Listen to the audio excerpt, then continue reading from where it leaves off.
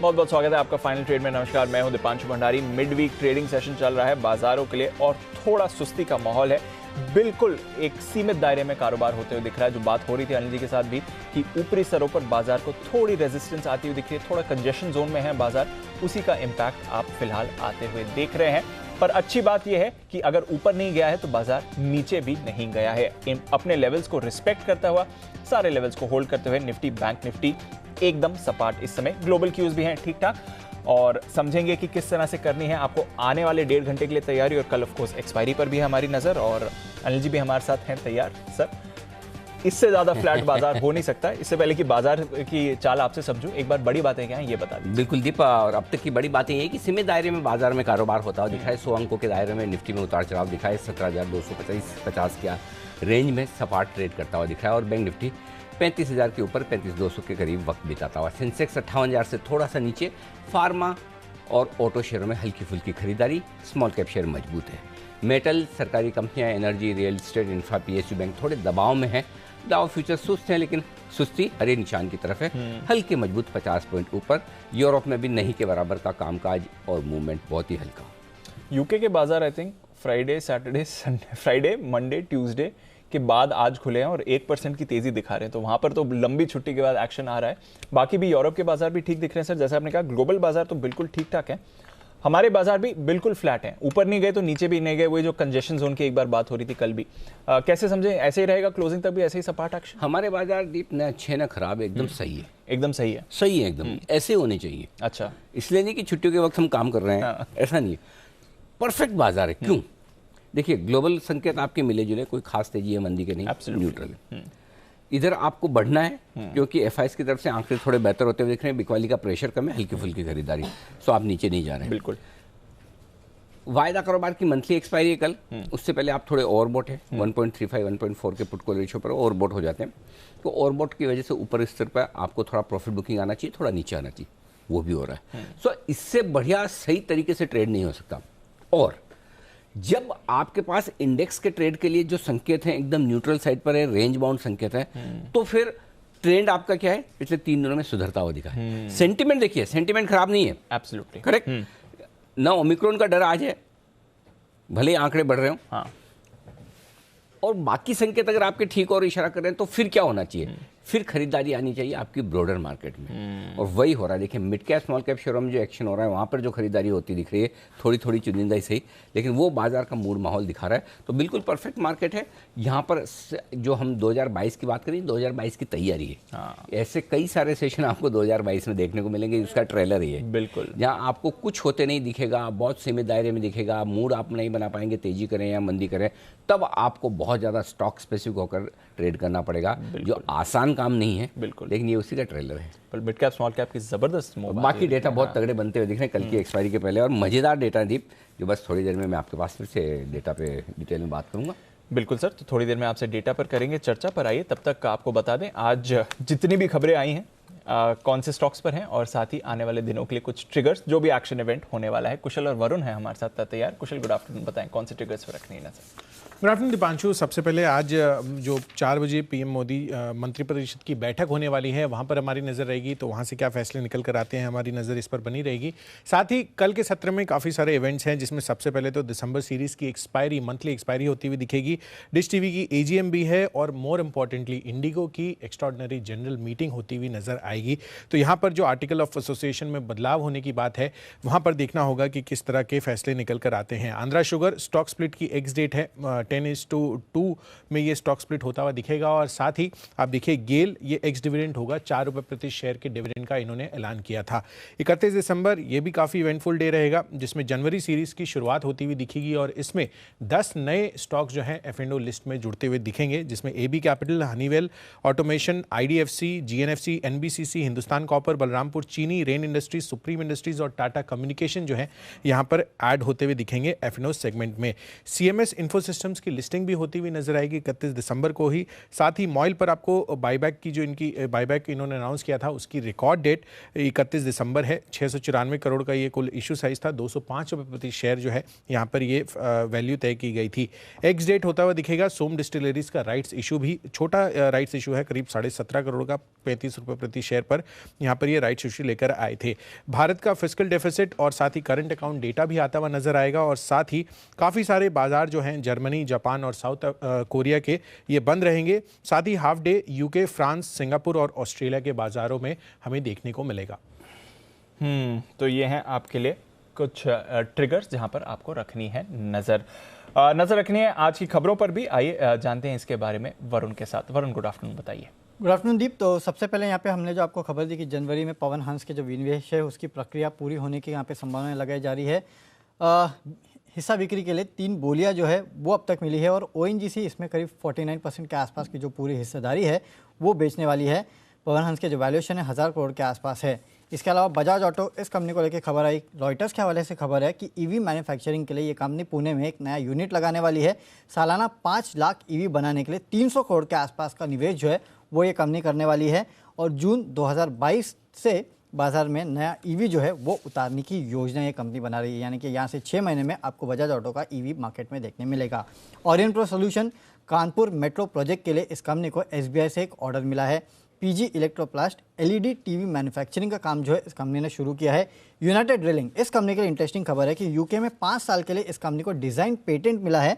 5000 से 8000 करोड़ के आसपास का मार्केट है जिसका मौका जो है इस कंपनी को अब मिला है। और हमने आपको एक्सक्लूसिव रिसर्च की थी कुछ समय पहले, बताया था कि जिस तरह से इस कंपनी के अब जो टर्म्स है वो खत्म हो रहे हैं इंटरनेशनल मार्केट के, तो काफ़ी सारे बड़े ऑर्डर्स मिलेंगे। उसके तहत देखिए इस कंपनी को अब ऑर्डर मिलना शुरू हो भी गया है। चीन में कॉपर स्मेल्टर के दाम जो है वो बढ़ाए गए हैं करीब 4% के आसपास के। इसके अलावा ब्लॉक डील्स हुई है MTNL में 45.8 लाख शेयर्स की, ट्राइडेंट में 11.2 लाख शेयर्स की और एथर इंडस्ट्रीज ने IPO के लिए अर्जी दे दी है। करीब 750 करोड़ के आसपास ये कंपनी IPO से जुटाना चाहती है। ओके, तो ये है सभी खबरें जिन पर आज आपको करना है फोकस बाजार खुलने के बाद। यहाँ पर आइए ये सारी न्यूज़। आइए बढ़ते आगे और अब वक्त है हमारे सभी एक्सपर्ट से मुलाकात करने का। कुणाल जी, राकेश जी और वागले साहब नियमित तौर पर हमेशा की तरह समय से एकदम 2 बजे तैयार हैं, आपकी सेवा में हमेशा तत्पर। सचिन जी, अविनाश जी और किरण जी भी एकदम मजबूती से मुस्तैद। सबका स्वागत है। बिगुल, हमेशा की तरह सबसे पहले वागले साहब के लिए वागले का wonder.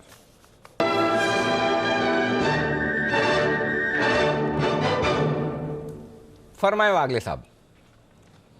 Good afternoon Anil ji, good afternoon Deepanshu. Good afternoon sir. Pharma space में आउट परफॉर्मेंस दिख रहा है और मेरे पास उसी में एक कॉल है। टोरेंट फार्मा ने एक ब्रेकआउट दिया है, 3200 का एक इंपॉर्टेंट लेवल इसने ब्रेक किया है।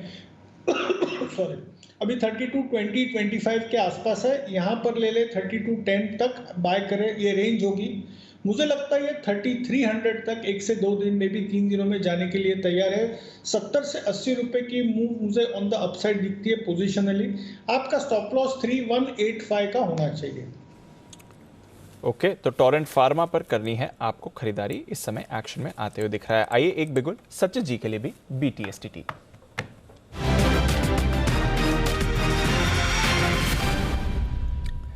बताएं sir. Good afternoon Deepanshu, good afternoon Anil ji. Same stock same sector है फार्मा एंड मुझे पसंद आ रहा है सिंजीन का स्ट्रक्चर। सो काफ़ी समय के बाद अपने 200 डे एक्सपोनेंशियल मूविंग एवरेज के आसपास इसकी प्राइस मूवमेंट आ रही है एंड जिस तरीके से इसका ADX प्लेस्ड है मुझे लग रहा है जल्दी स्टॉक में एक अच्छा ब्रेकआउट होना चाहिए। 622 का एक लेवल है जिसके ऊपर मुझे लग रहा है मोमेंटम काफ़ी तेज़ होगा, बट ट्रेडिंग सेटअप काफ़ी अच्छा हो चुका है। कल के सत्र से आज अच्छी एक फॉलो थ्रू एक्शन नजर आ रही है, तो जिस तरीके से 606 पे इसके फ्यूचर्स प्लेस्ड है तो यहाँ पर खरीदारी करने की सलाह होगी। स्टॉप लॉस आपको लगाना है अराउंड 600 पे, पहला टारगेट होगा अराउंड 620 का एंड पोजिशनल टारगेट होगा अराउंड 645 का। खरीदारी करनी है सिंजीन इस पर्टिकुलर फ्यूचर्स में।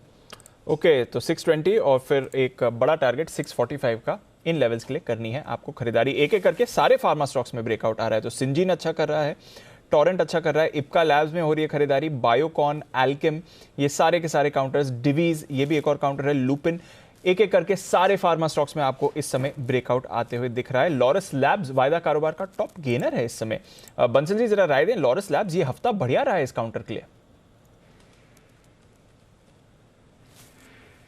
बिल्कुल दीपांशु, और इसके अंदर सबसे बड़ी खास बात क्या है कि एक मच अवेटेड ब्रेकआउट 537 के ऊपर एक मच अवेटेड ब्रेकआउट देखने को मिल रहा है।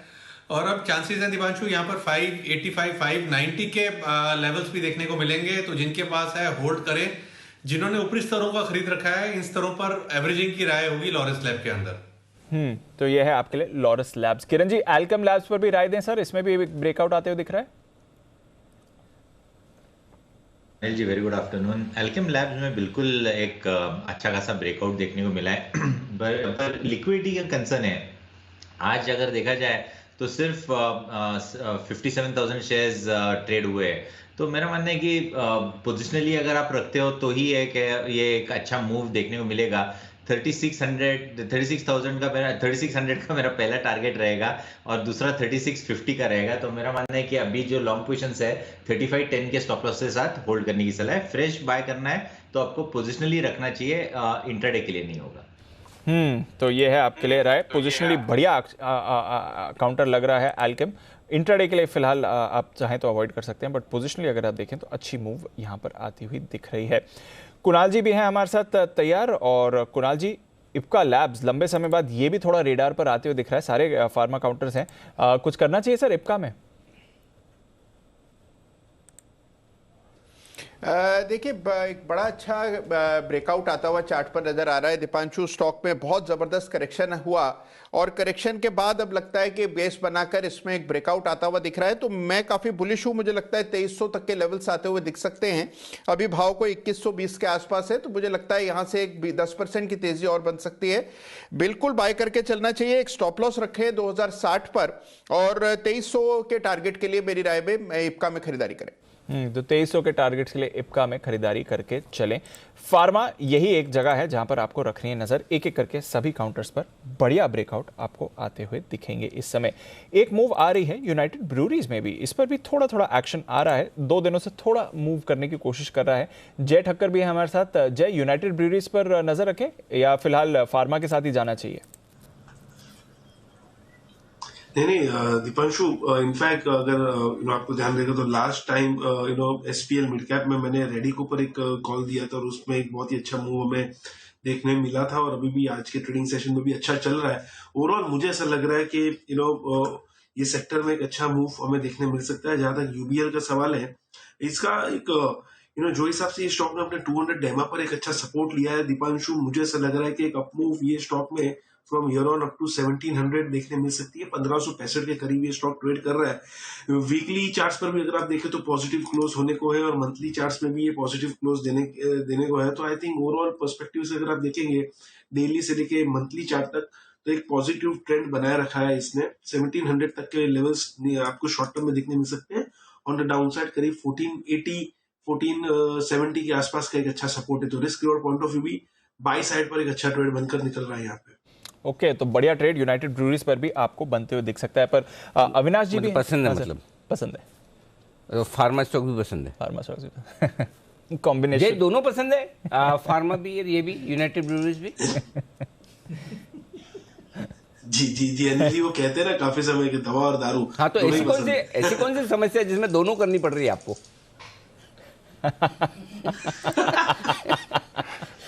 नहीं अनिल जी, स्टॉक स्पेसिफिकली पसंद है नहीं, ऐसा पर्सनल कंजम्पशन के लिए दोनों ही पसंद नहीं है। ओके, चलिए, तो फार्मा भी पसंद है और लीकर शेयर भी पसंद है। हाँ, आप कुछ पूछे थे। नहीं, मैं अविनाश से भी पूछ रहा था दवा या दारू, बट फिलहाल दवा के बारे में बात करेंगे अविनाश जी। सडनली फार्मा, और इस हफ्ते हमने देखा सर अच्छा एक्शन आ रहा है। ये ओमिक्रॉन के डर की वजह से ये ड्रग अप्रूवल्स आए या फिर थोड़ा एक डिफेंसिव रुझान भी बन रहा है बाजार का, जिसकी वजह से फार्मा में इतना मोमेंटम दिख रहा है सर?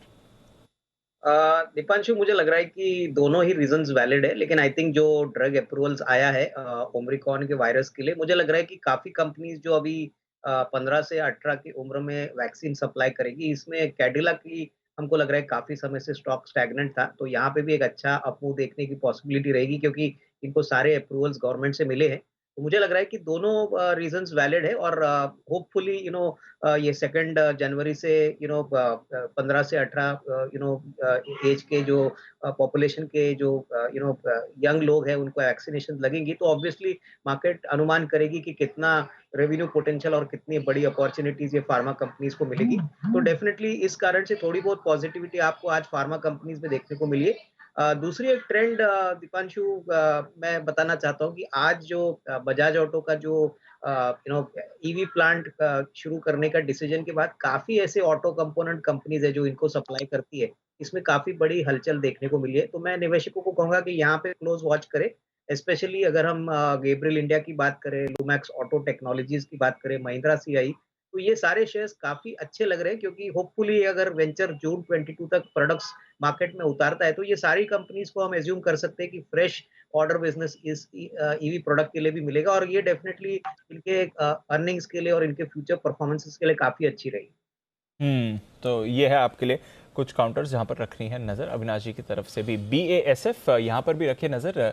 इसी हफ्ते 2 बार ये स्टॉक रेकमेंड भी हो चुका है और कुछ खबरें भी आ रही हैं क्लैरेंट के साथ इनके कुछ डेवलपमेंट्स को लेकर, जिसकी वजह से स्टॉक भी आप डेज हाई पर देख रहे हैं। 3000 का लेवल BASF पर इस समय आते हुए। फ्लोरिडा का इनका एक मैन्युफैक्चरिंग प्लांट है जिसको कंपनी बेचेगी, ये खबर इस समय आपको आती हुई दिख रही है। जहां तक BASF का सवाल है, क्लैरेंट को फ्लोरिडा का ये प्लांट बेचा जाएगा।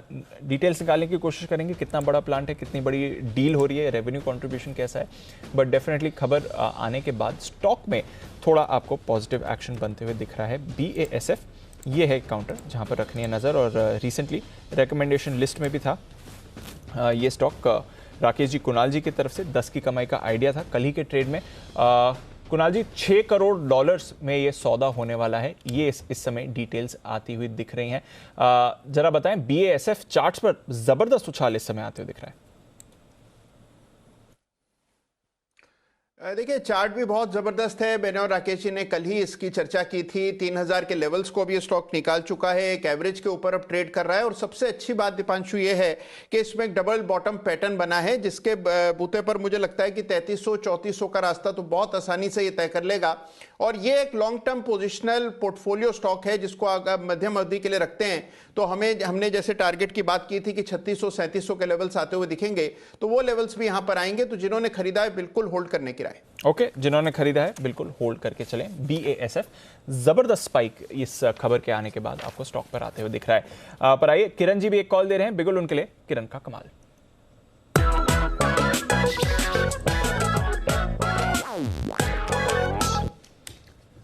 बताएं सर। दीप, आज अनिल जी ने बहुत ही बढ़िया पूना वाली कंपनी का रिकमेंडेशन दिया था, पूना वाला फिनकॉप, और अभी मैं देने वाला हूं वो पूना की कंपनी है बजाज फिनसर्व। बजाज फिनसर्व में आर्ली चार्ट्स में बहुत ही बढ़िया एक ट्रेंड रिवर्सल प्राइस पैटर्न देखने को मिल रहा है जिसको हम इन्वर्टेड हेड एंड शोल्डर्स कहते हैं, जिसका टारगेट मुझे लगता है कि कल के लिए 16,600 से लेके 16,800 के देखने को मिलेंगे। तो मैं ऑप्शन स्ट्रेटजी के जरिए मैं ट्रेड करना चाहूंगा। मेरा मानना है कि आपको 16,250 का कल की एक्सपायरी वाला ऑप्शन लेना है, जो कि लगभग अभी 160 के आसपास मिल रहा है। अभी 170 हो गया, सॉरी 170 में मिल रहा है, अभी भी लेना चाहिए। आपका स्टॉप लॉस 100 रुपीज का रहेगा, यानी 70 रुपए का रिस्क है। पर टारगेट मेरा मानना है कि 350 से लेके 500 के टारगेट देखने को मिलेंगे। तो एक दिन का वक्त है, पर इधर से रिस्क टू रिवॉर्ड काफी बेहतरीन है। तो बिल्कुल बजाज फिनसर्व का 16,250 का कॉल ऑप्शन कल के एक्सपायरी वाला बाय करने की सलाह है। स्टॉप लॉस 100 रुपए, टारगेट 350 to 500। ओके, तो बजाज फिनसर्व में करें खरीदारी, ये राय आती हुई किरण जी की तरफ से। पूना के स्टॉक से कमाल करते हुए, और किरण जी तो हमारे कमाल के ही हैं। और किरण जी को पहली बार मैंने इतनी खुशी में देखा कि पूना वाला स्टॉक हमारे यहाँ से रिकमेंड हुआ, तो बड़ा प्रसन्न हुए। सुबह भी उन्होंने स्माइली भेजा था मुझे। अच्छा, मुझे पता नहीं चला क्यों भेजा। हाँ, स्माइल इसीलिए भेजा था आपने मैसेज है किरण जी? बिल्कुल अनिल जी, देखिए ये स्टॉक पहले दो चीजें है पूना वाला फिनकॉप में। पूना वाला फिनकॉप हमारे पोर्टफोलियो, मेरे पर्सनल पोर्टफोलियो में बहुत नीचे के लेवल से है। मैंने हमारे सारे क्लाइंट्स को ये दिलाया है और मेरा टारगेट अगले 3 साल का रहेगा, जो कि बहुत बड़ा है, वो हम डिस्क्लोज नहीं करेंगे अभी, पर 3 साल के लिए रखने जैसा स्टॉक है। मेरा मानना है कि मैं मैनेजमेंट को मिल चुका हूं और जिन्होंने वो जो उनका जो रोड मैप है जो बताया है, अगर वो ऐसे ही होता है तो ये क्लासिक मल्टी बैगर स्टॉक होगा, इसलिए मैंने वो स्माइली भेजी थी अनिल जी। अच्छा, मैं फालतू में गलत फहमी में था, मुझे ऐसा लगा आज मैं बड़ा स्मार्ट लग रहा हूँ, मेरे टाई शर्ट का कलर कॉम्बिनेशन बहुत बढ़िया है, मेकअप भी ठीक हुआ है, स्टूडियो की लाइट भी अच्छी है, अच्छा दिखा है, इसलिए स्माइली भेजिए। ये तो सारा मतलब मामला उल्टा ही निकला। उल्टा कर दिया। ओके, अब तो झूठ मूठ में बोल दो अच्छा लग रहा हूँ।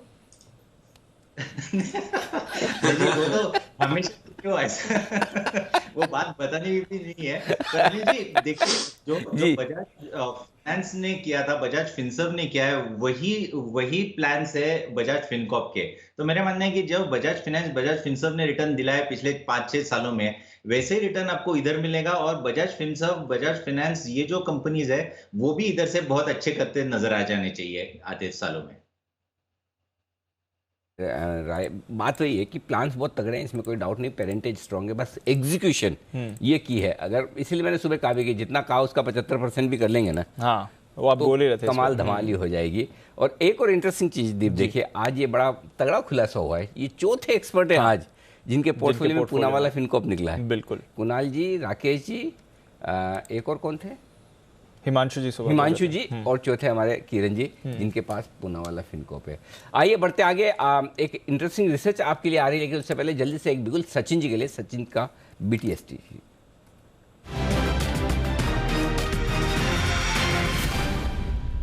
बनाएं सर। अनिल जी, खरीदारी करनी है इंडसइंड बैंक के फ्यूचर्स में। परसों के सत्र में यहाँ पर एक बुलिश हैमर फॉर्मेशन थी एंड काफ़ी समय से यहाँ पर एक पॉजिटिव डाइवर्जेंस नज़र आ रहा था RSI में। अब मुझे लग रहा है उसका भी इफेक्ट आना चाहिए। सो ये स्टॉक हमने हमारे क्लाइंट्स को भी दिलाया है, बट पोजिशनल टारगेट्स के लिए दिलाया है लगभग 1010 के। ट्रेडिंग के लिहाज से जिस तरीके से मोमेंटम जनरेट हो रहा है, मुझे लग रहा है 1 से 2 दिनों के लिए पोजीशन बनानी चाहिए आपको। स्टॉप लॉस आपको लगाना है अराउंड 860 के आसपास एंड 905 के आसपास के स्विंग मुझे लग रहा है 1 से 2 दिनों में ही एस्टैब्लिश होने चाहिए। पोजिशनली मुझे लग रहा है स्ट्रक्चर भी काफ़ी हेल्दी होना चाहिए। सो अगर कोई 2 से 3 हफ्तों का होराइजन रख रहा है तो मुझे लग रहा है 1020 के आसपास के टारगेट्स के लिए भी पोजीशन ये मेंटेन की जा सकती है। एक अच्छे फ्लोर या फिर एक अच्छे बेसिंग आउट फॉर्मेशन से स्टॉक उभर रहा है, तो जल्दी इस पर्टिकुलर स्टॉक में एक अच्छा मोमेंटम बनना चाहिए एंड उसी लिहाज से खरीदारी करनी है इंडसइंड बैंक में। स्टॉप लॉस लगाना है 860 पे, फर्स्ट टारगेट होगा 905 का, ये ट्रेडिंग टारगेट होगा एंड पोजिशनल टारगेट होगा अगले 2 से 3 हफ्तों के लिए 1020 का। ओके, तो 10 से 15% के बीच की रैली आपको इंडस्ट्री में पोजिशनल बेसिस पर आ सकती है। ट्रेड के लिए 905 का टारगेट लगा के चलें, ये है आपके लिए सचिन जी की राय इस समय। आइए, एक स्पेस है जहां पर रखनी है नजर, और कल क्लोजिंग में हमने देखा एग्जैक्टली 24 घंटे पहले दिल्ली सरकार की तरफ से रेस्ट्रिक्शंस की खबर आती हुई दिखी थी। मॉल्स ऑड इवन डे पर खुल सकते हैं, सिनेमा घरों को तो पूरी तरह से बंद कर दिया गया है, और इसका इम्पैक्ट आज भी आपको PVR, आइनॉक्स लेजर जैसे स्टॉक्स में आते हुए दिख रहा है। यही नहीं, इसकी वजह से जो आने वाली कुछ फिल्में थी वहां पर भी आपको इम्पैक्ट रहना है, तो एक तरह से डबल इम्पैक्ट इस स्पेस के लिए आपको बनते हुए दिख रहा है। आइए कुछ डिटेल समझें यहाँ पर एग्जैक्टली हो क्या रहा है इन नई पाबंदियों की वजह से। कुशल है हमारे साथ बताने के लिए तैयार। कुशल, बताइए क्या चल रहा है यहाँ पर। देखिए, कल भी जितने भी आपको ये दिल्ली सरकार की तरफ से जब खबर आती हुई नजर आई थी कि जो सिनेमा हॉल्स और मल्टीप्लेक्सेस बंद रहेंगे, उसके बाद PVR में ऑलमोस्ट 4.5% का कट आता हुआ नजर आया था, और आज भी आप देखिए ऑलमोस्ट 2.5 से 3% की गिरावट इस स्टॉक में आती हुई दिख रही है। इसका क्लियर कट इम्पैक्ट जो है 2-3 रीजंस और भी हैं, जिसमें सबसे पहला तो यह है कि जो जर्सी मूवी है शाहिद कपूर की, वो 31 दिसंबर को रिलीज होने वाली थी, अब उसको भी पोस्टपोन कर दिया गया है। तो एक तो ये पोस्टपोन हो रही है, और दूसरा सबसे बड़ा कारण ये भी बन रहा है कि यहाँ पर जो 83 मूवी रिलीज हुई थी 24 दिसंबर को, उसके बाद अगर आप 5 डेज का कलेक्शन देखेंगे, जितनी एक्सपेक्टेशंस थी वैसी नहीं हो पा रही है। इनफैक्ट लास्ट 5 डेज में वर्ल्ड वाइड जो आंकड़ा मेरे सामने आ रहा है करीब 95 करोड़ रुपए का। तो कहीं ना कहीं आप देखिए यहाँ पर ओपनिंग डे पे या फिर सेकेंड डे तक ऑलमोस्ट 100 करोड़ का आंकड़ा भी हमें काफ़ी सारी मूवीज में पहुंचता हुआ नजर आया है। तो कहीं ना कहीं जितनी एक्सपेक्टेशंस थी, ओमिक्रॉन का जो डर है और जो कहीं ना कहीं वेरिएंट का इम्पैक्ट है, वो यहाँ पर मूवी हॉल्स में इनफैक्ट जो रिलीज हो चुके हैं मूवी वहाँ पर भी आता हुआ नजर आ रहा है। और अभी भी आज हम दिन के दौरान भी देख रहे थे कि महाराष्ट्र में भी हो सकता है आगे चलकर कोई रिस्ट्रिक्शंस लगती हुई नजर आए। जो महाराष्ट्र के हेल्थ मिनिस्टर हैं वहाँ पर वो कोविड टास्क फोर्स की मीटिंग भी जो है आगे आने वाले समय में लेने वाले हैं। तो अब ये देखिए यहाँ पर जो सिनेरियो बन रहा है, खासकर मूवी हॉल्स या जो भी आप लेजर एक्टिविटीज़ कह सकते हैं, वहाँ पर सबसे पहले रिस्ट्रिक्शंस आते हुए नजर आएंगे अगर सरकार, जो राज्य स्तर पर सरकारें हैं वो रिस्ट्रिक्शंस फर्दर लाती हैं। तो इनफैक्ट अगर आप उत्तर भारत की बात करें, जो दिल्ली की आप बात कर रहे थे, यहाँ पर जो स्क्रीन प्रेजेंस है, जो कुल टोटल स्क्रीन्स हैं पीवीआर या आइनॉक्स का, ऑलमोस्ट 25 से 30% हिस्सा जो है उत्तर भारत में है। तो कहीं ना कहीं इसका जो इम्पैक्ट है वो डेफिनेटली कल भी देखने को मिला और आज भी ये इम्पैक्ट जो है जारी है। तो ये है आपके लिए इम्पैक्ट जो इस स्पेस पर आते हुए दिख रहा है। अविनाश जी, और दर्द दिखने को मिल सकता है इन कंपनीज के, पीवीआर, आइनॉक्स और भी जो ओपनिंग अप थीम से जुड़ी काउंटर्स हैं, क्योंकि वापस रेस्ट्रिक्शंस लगने की बात हो रही है जैसे कुशल भी बता रहे थे? नहीं, बिल्कुल। देखिए, मुझे लग रहा है कि ओमिक्रॉन का वायरस भले ही जानलेवा नहीं है, लेकिन डेफिनेटली जिस प्रकार से केसेस अभी बढ़ी है, गवर्नमेंट्स अभी लॉकडाउन्स तो नहीं कर रहे हैं, लेकिन पार्शल थोड़ा सा रिस्ट्रिक्शंस कर रहे हैं, जैसे कर्फ्यू है, शॉप्स और एंटरटेनमेंट मॉल्स जल्दी बंद हो रहे हैं। तो इसका सीधा इम्पैक्ट इनके रेवेन्यू पे जरूर आएगा, स्पेशली जो मल्टीप्लेक्स वाली कंपनियां हैं। मेरे को लगता है कि जो मूवीज लाइंड अप हुई थी दिसंबर के लिए, अगर वो जनवरी में रीशेड्यूल होती है, तो ऑब्वियसली इसका मतलब है कि उतना जो रेवेन्यू पोटेंशियल ये कंपनीज एक्सपेक्ट कर रही थी वो नहीं आएगी। तो definitely short to medium term में यहाँ पे अंडर परफॉर्मेंस आएगी, और मुझे कोई डाउट नहीं है कि जैसे सेकंड क्वार्टर में इन कंपनीज ने लॉस किया था, आइनॉक्स, पीवीआर, यही ट्रेंड आपको तीसरी तिमाही में भी देखने को मिलेगा। तो अभी रिवाइवल शायद आपको अप्रैल 22 से ही देखनी पड़ेगी। होपफुली वायरस का क्या स्टेटस है, क्या नॉर्मलसी का स्टेटस है, ये सब बातें मेरे ख्याल से काफी इंपॉर्टेंट रहेगी for all this multiplex sector. और अनलॉकिंग थीम्स की बात करें तो क्लियरली 2-3 महीने थोड़े से वोलेटाइल रहे। तो ये है आपके लिए पीवीआर, आइनॉक्स और ओपनिंग अप से जुड़े बाकी काउंटर, जहां पर आने वाला समय फिर से चुनौतीपूर्ण हो सकता है, और वो भी peak travel, peak holiday season के बीच। देखते हैं कितनी और परेशानी इस स्पेस में बन सकती है। पर आइए कुछ और कॉल्स हमारे एक्सपर्ट्स की तरफ से हैं तैयार। पहले बिगुल राकेश जी, कुणाल जी के लिए चार्ट कॉर्नर।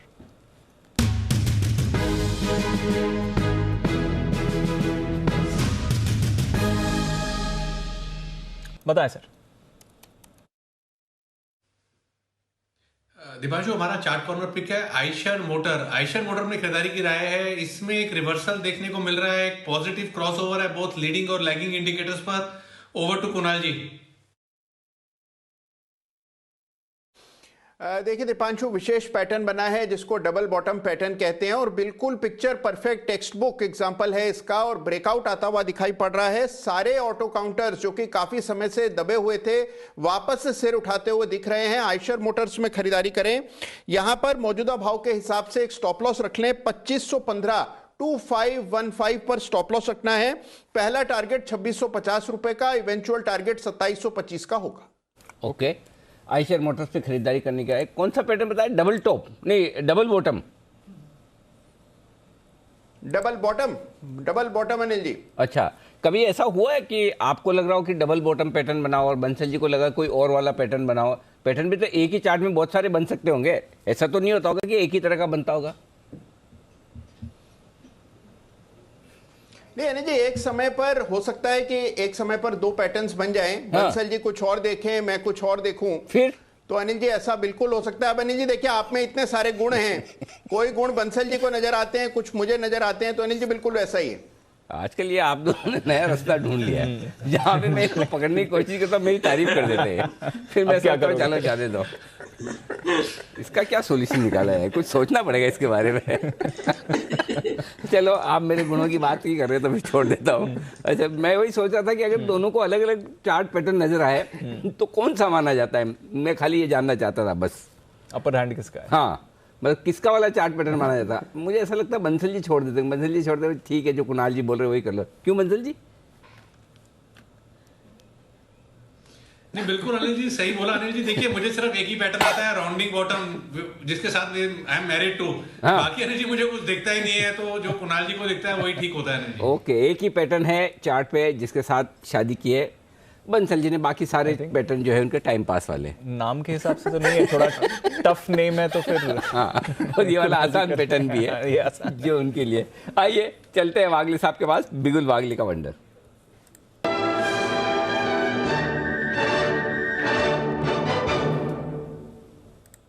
बताएं मागले साहब। अनिल जी, ये आपने मुझे ये स्टॉक के बारे में आपने सुबह पूछा था। स्टॉक का नाम है एस्कॉर्ट्स और मैंने कहा था ये मेरा 2100 तक के मेरे पोजिशनल टारगेट्स है। अभी 1900 के ऊपर निकला है, तो बहुत दिनों के बैन में रहने के बाद अभी ये निकला है। तो आज और कल या मे भी 1 से 2 दिनों में ये मुझे 1950, 1955, 50 रुपए की मूव दिखती है यहाँ से। तो उसके लिए मेरा स्टॉप लॉस एक 15 रुपए का होगा। आपका स्टॉप लॉस 1885 का होना चाहिए। तो 17-18 रुपए की रिस्क होगी। 1955, 1960 का टारगेट, 2 से 3 दिन का टाइम फ्रेम। तो 1955, 1960 के टारगेट के लिए खरीदारी करनी है एस्कॉर्ट्स पर। ये है आपके लिए वागले साहब की तरफ से रिकमेंडेशन। आज ही बैन से भी बाहर आया है। वोडाफोन आइडिया, कल इसकी भी बात हो रही थी बंसी जी की तरफ से। आज थोड़ा मूवमेंट ये काउंटर भी आपको दिखा रहा है। खरीदारी इस समय आ रही है और अभी 2-2.5% का स्पाइक भी इस पर बनते हुए दिखा है। तो नजर रखिए, कुछ काउंटर्स हैं बाजार के जो आपको मूवमेंट दिखा रहे हैं। फार्मा के अलावा, फार्मा तो ऑफकोर्स पूरी स्पेस ही बढ़िया मूवमेंट में है, बट फार्मा के अलावा भी कुछ काउंटर्स हैं जहां पर आपको खरीदारी का रुझान बनते हुए दिख रहा है। मूवमेंट इस समय फर्स्ट सोर्स में दोबारा आपको आते हुए दिखा है। इस पर आप रखिए नजर। और फर्स्ट सोर्स का ऑफकोर्स भरोसा भी रहा है सिटी साहब को। तो सर, स्वागत किया जाए सिटी साहब का शॉर्ट टर्म। बिल्कुल, सेठी साहब तैयार है। आइए सदाबहार सेठी साहब की short term pics.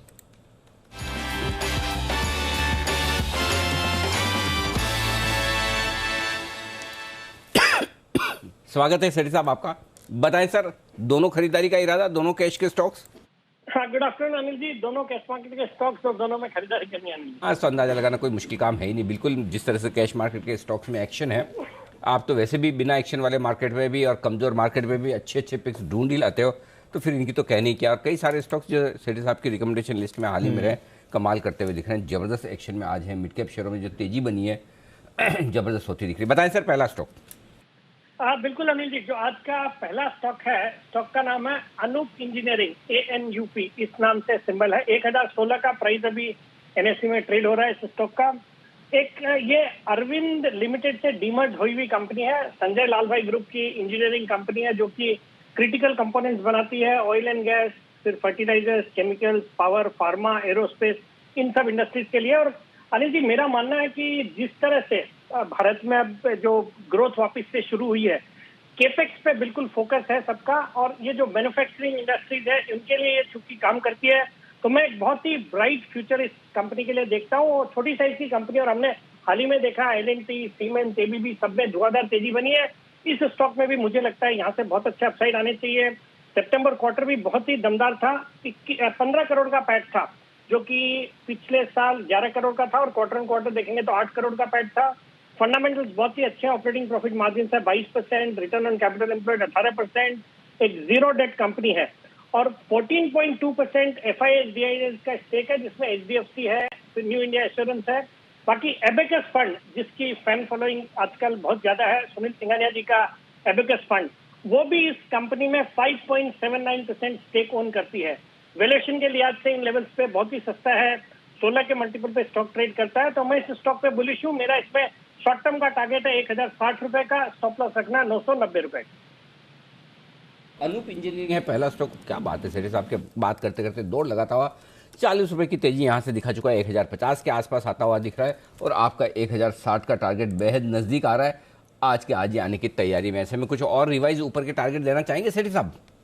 Anil ji, जैसे मैंने बोला, मीडियम से लंबी अवधि में तो इसके बड़े टारगेट है। बाकी शॉर्ट टर्म में बाजार के उछल पुछल रहते हैं, तो उस हिसाब से छोटा टारगेट दिया। बट मैं जनवरी के महीने में बाजार में एक अच्छी तेजी उम्मीद कर रहा हूं, और खास करके मिड कैप स्मॉल कैप्स में भी।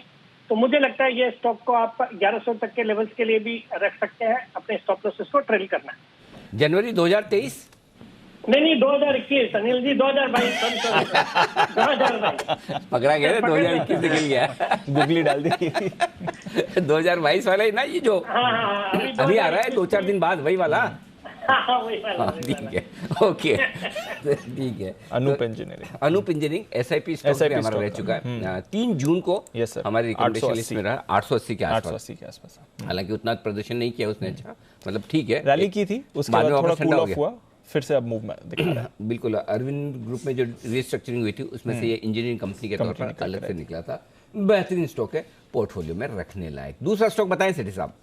नहीं बिल्कुल अनिल जी, आप अपने आप को थोड़ा वो क्या अंडरमाइन कर रहे हो। ये अनूप इंजीनियरिंग भी 800 पे रिकमेंड करने के बाद अनिल जी 1160 तक के हाइट करे इसने। और ये सब मिड कैप्स में एक अच्छा खासा करेक्शन हो गया और अब सब वापस करने को तैयार है, उसी हिसाब से ये सब रडार पे आ रहे हैं वापस। बिल्कुल ठीक बात है सर। अच्छा बताएं दूसरा स्टॉक सर।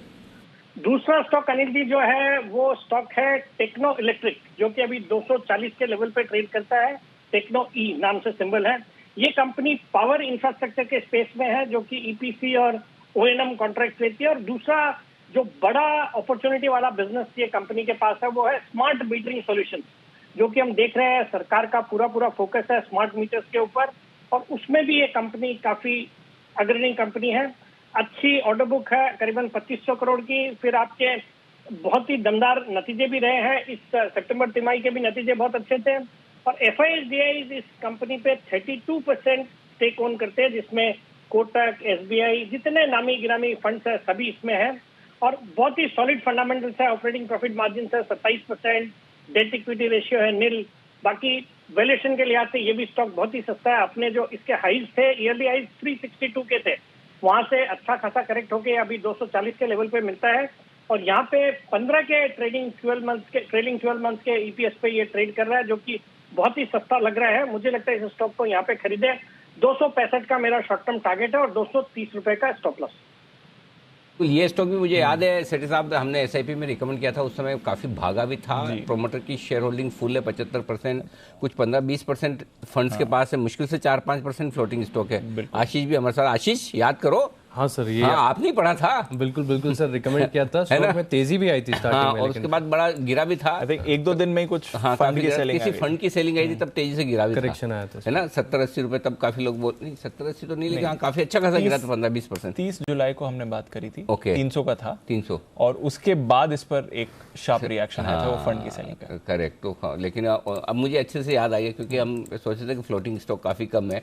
तो ये एक लर्निंग थी जब ये स्टॉक रिकमेंड किया था कि 75% प्रोमोटर की हिस्सेदारी हो और 20% के आसपास फंड्स की हिस्सेदारी, 20 से या 21%, मुझे अच्छे से याद है।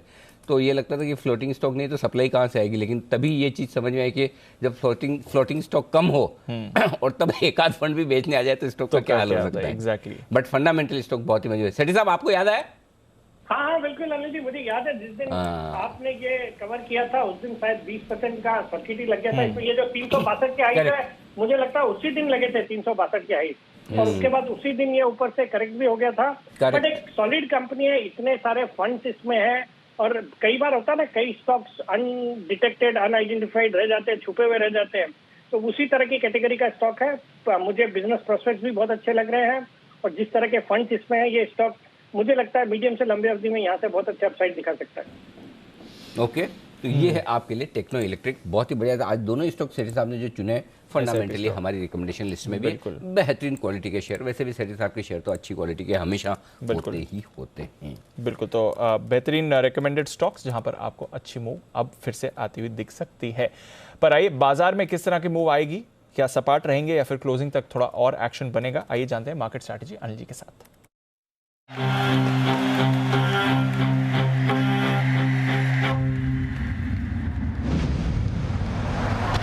कभी कभी खुशी के लिए एक उदाहरण ही काफी है। EBIX कैश हर खुशी के लिए काफी है।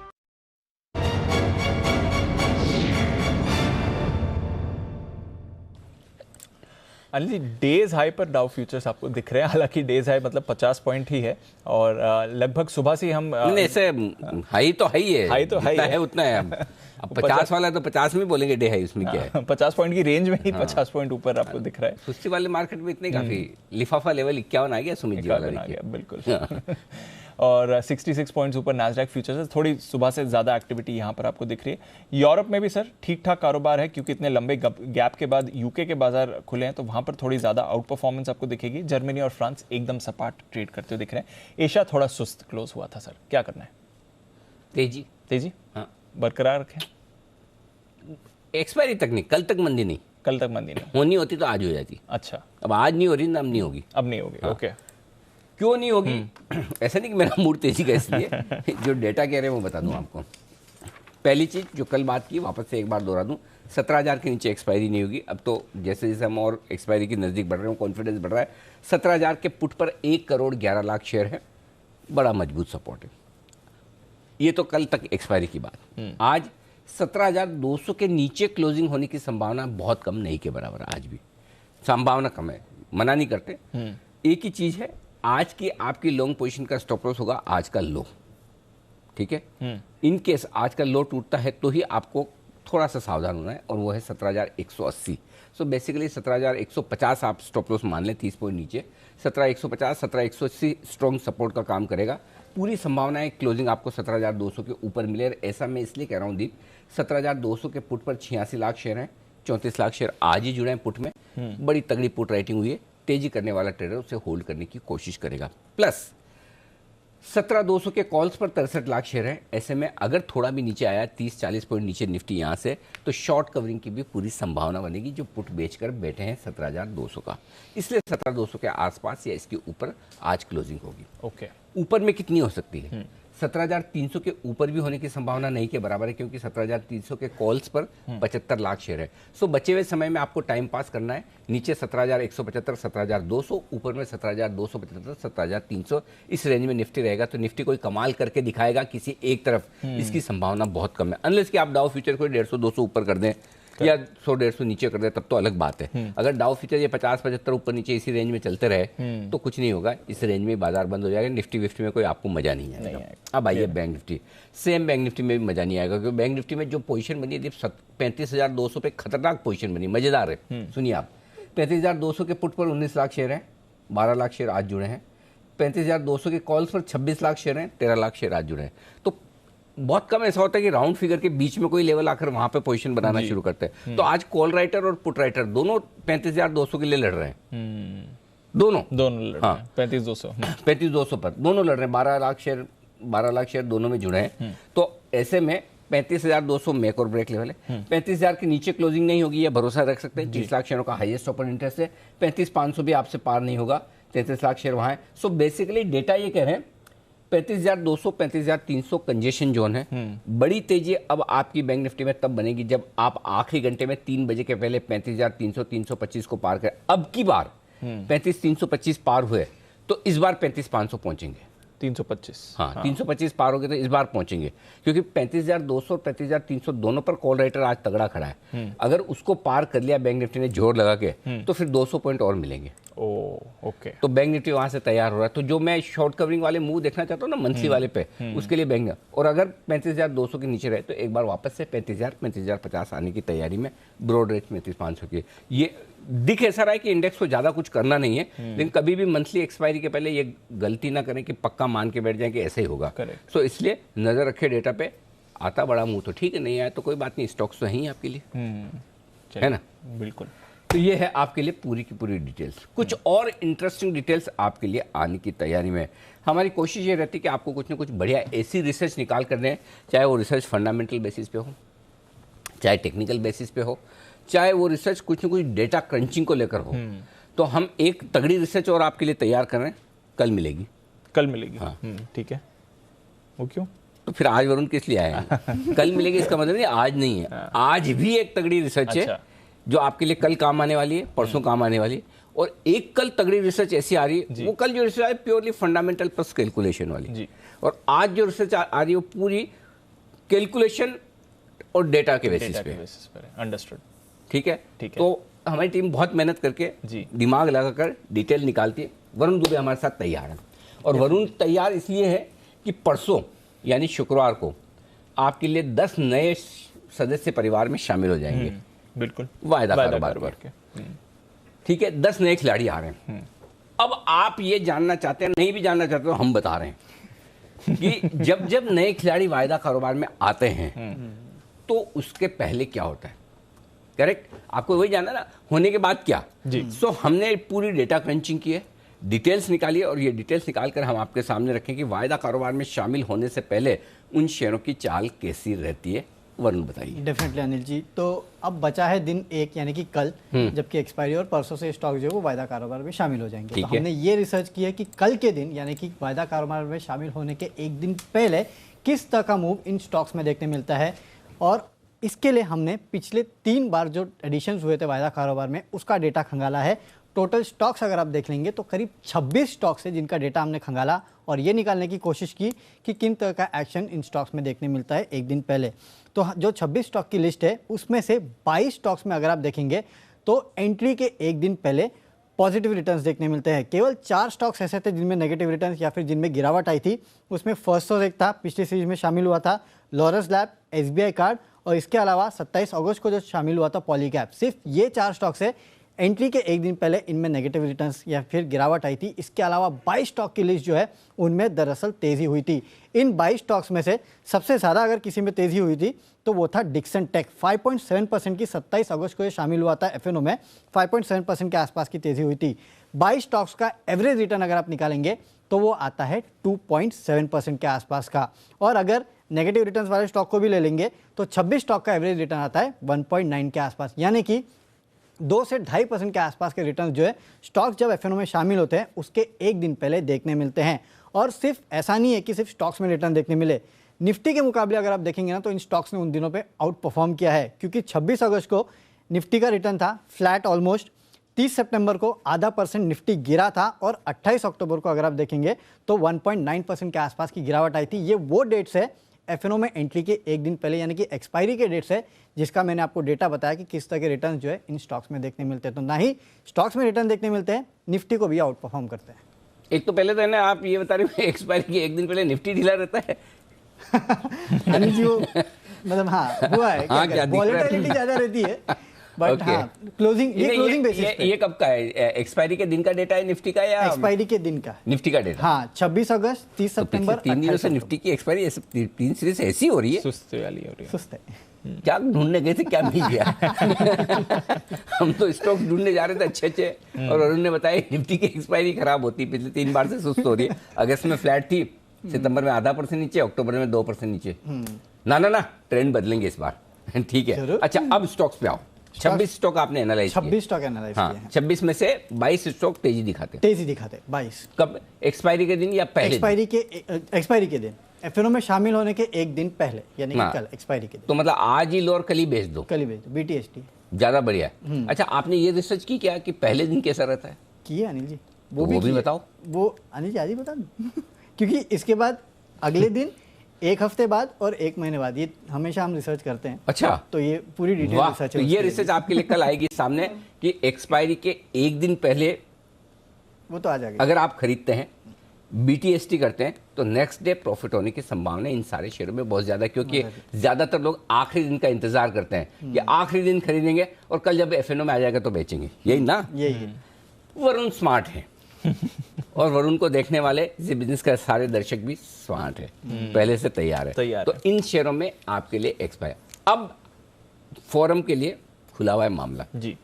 10 शेयर आ रहे हैं। मैं एक पोल करूंगा आप सबके सामने। पहले 10 शेयर की लिस्ट बता दूं। कहां गया? AB कैपिटल, बलरामपुर चीनी, GNFC, Hindustan copper, Honeywell automation, IDFC, NBCC, rain industry, supreme industry और टाटा केमिकल। इन 10 में से आप सब लोगों को एक शेयर चुनना है और इस एक शेयर चुनने में कुणाल जी और राकेश जी को अलग अलग एक शेयर चुनने की आजादी है। हाँ। अब आपको सलाम करने की जरूरत नहीं एक दूसरे से। तो 10 शेयरों में से कोई एक शेयर आपको BTST करना हो आज कल के लिए, तो कौन सा होगा? मैं शुरुआत करूं? करिए सर, बताइए। वैसे मुझे लग रहा है कौन सा होना है, GNFC 100%। कैसे बता रही? हाँ, बात तो चल रही थी आपके रेडार पर है ना, कल बात कर रहे थे हम रेडार पर। GNFC 2 रीजन से। एक तो ये फंडामेंटली इसमें गलत जाने के चांसेस बहुत ही कम है, वैल्यूएशंस बहुत ही अट्रैक्टिव है, मतलब 5 के P मल्टीपल पर इस तरह की debt free cash rich company, no governance issue और बिजनेस प्रोस्पेक्ट्स बहुत ही जबरदस्त है। तो मेरी पसंद तो GNFC, कोई डाउट ही नहीं है। तो GNFC के चार्ट्स मैं बाद में पूछ लूंगा। अच्छा बताएं, एक एक से पूछ लें। अच्छा सुमित जी बताइए, आपको कौन सा पसंद है?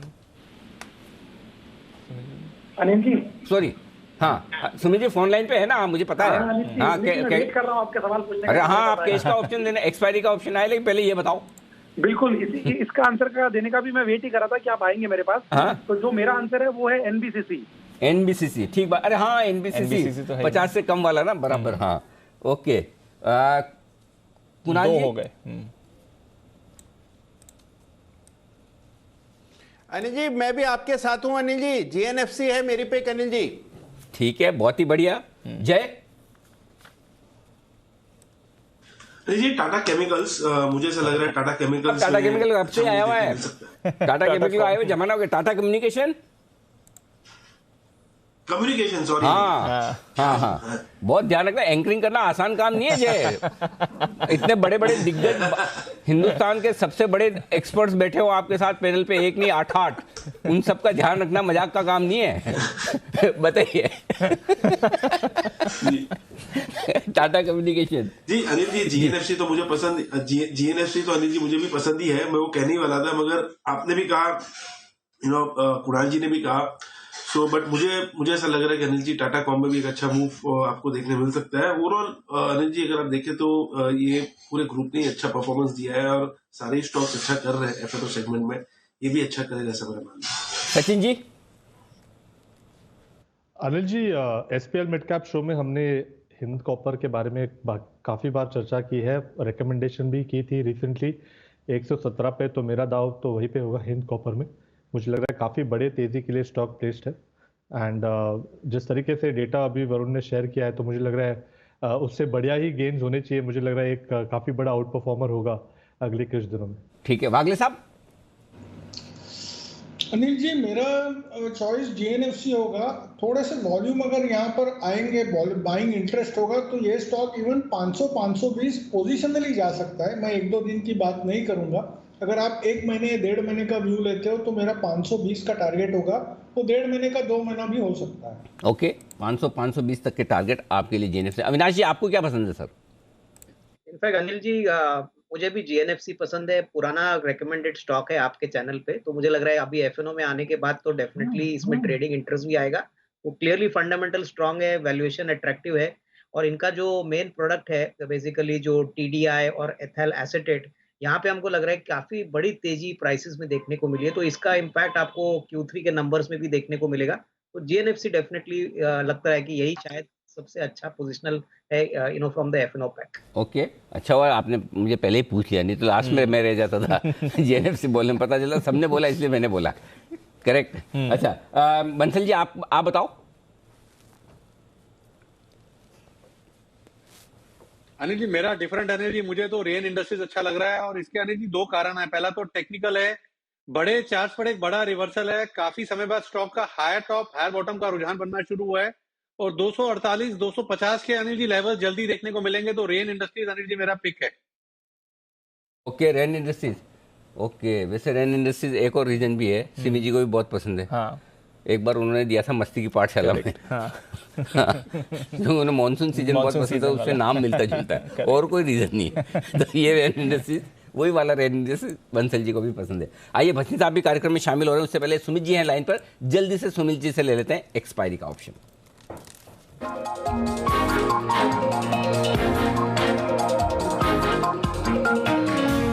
बताएं सुमित जी। अनिल जी मेरे पास एक स्टॉक है और एक एक्सपायरी ऑप्शन है, तो पहले मैं स्टॉक दे देता हूँ।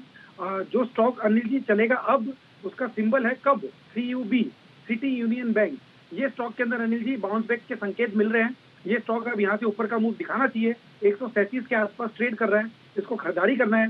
131-132 नीचे में सपोर्ट है, तो 131 का स्टॉप लॉस, 145 से 150 के टारगेट। बाउंस बैक में ये स्टॉक में अब अच्छा मूव आना चाहिए, तो स्टॉक के अंदर खरीदारी करें। 2 से 3 दिन के अंदर एक अच्छा मूव देखने को मिलेगा। ओके जी, कब चलेगा अब?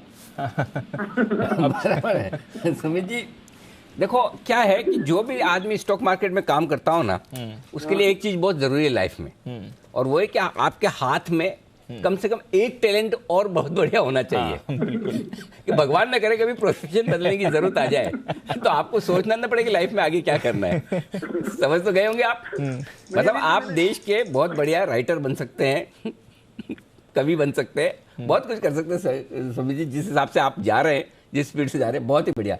कब खरीदने की राय है सुमित जी की? आप बताएं सर दूसरा स्टॉक। अनिल जी मैंने उस एंगल से नहीं बोला। नहीं, मैं तो उस एंगल से एनालिसिस कर रहा हूँ। बताएं सर। ठीक है, तो अनिल जी एक्सपायरी का ऑप्शन का बात करते हैं। एक्सपायरी का ऑप्शन के अंदर आज मार्केट कंसोलिडेट कर रहा है, मेरे को लग रहा है यहाँ से ऊपर का मूव देखने को मिलना चाहिए। तो निफ्टी के अंदर 17,150 का कॉल लेना है, जो कि 121 का भी भाव चल रहा है। निफ्टी 17,150 का कॉल, 121 का अभी भाव है, खरीदारी करें।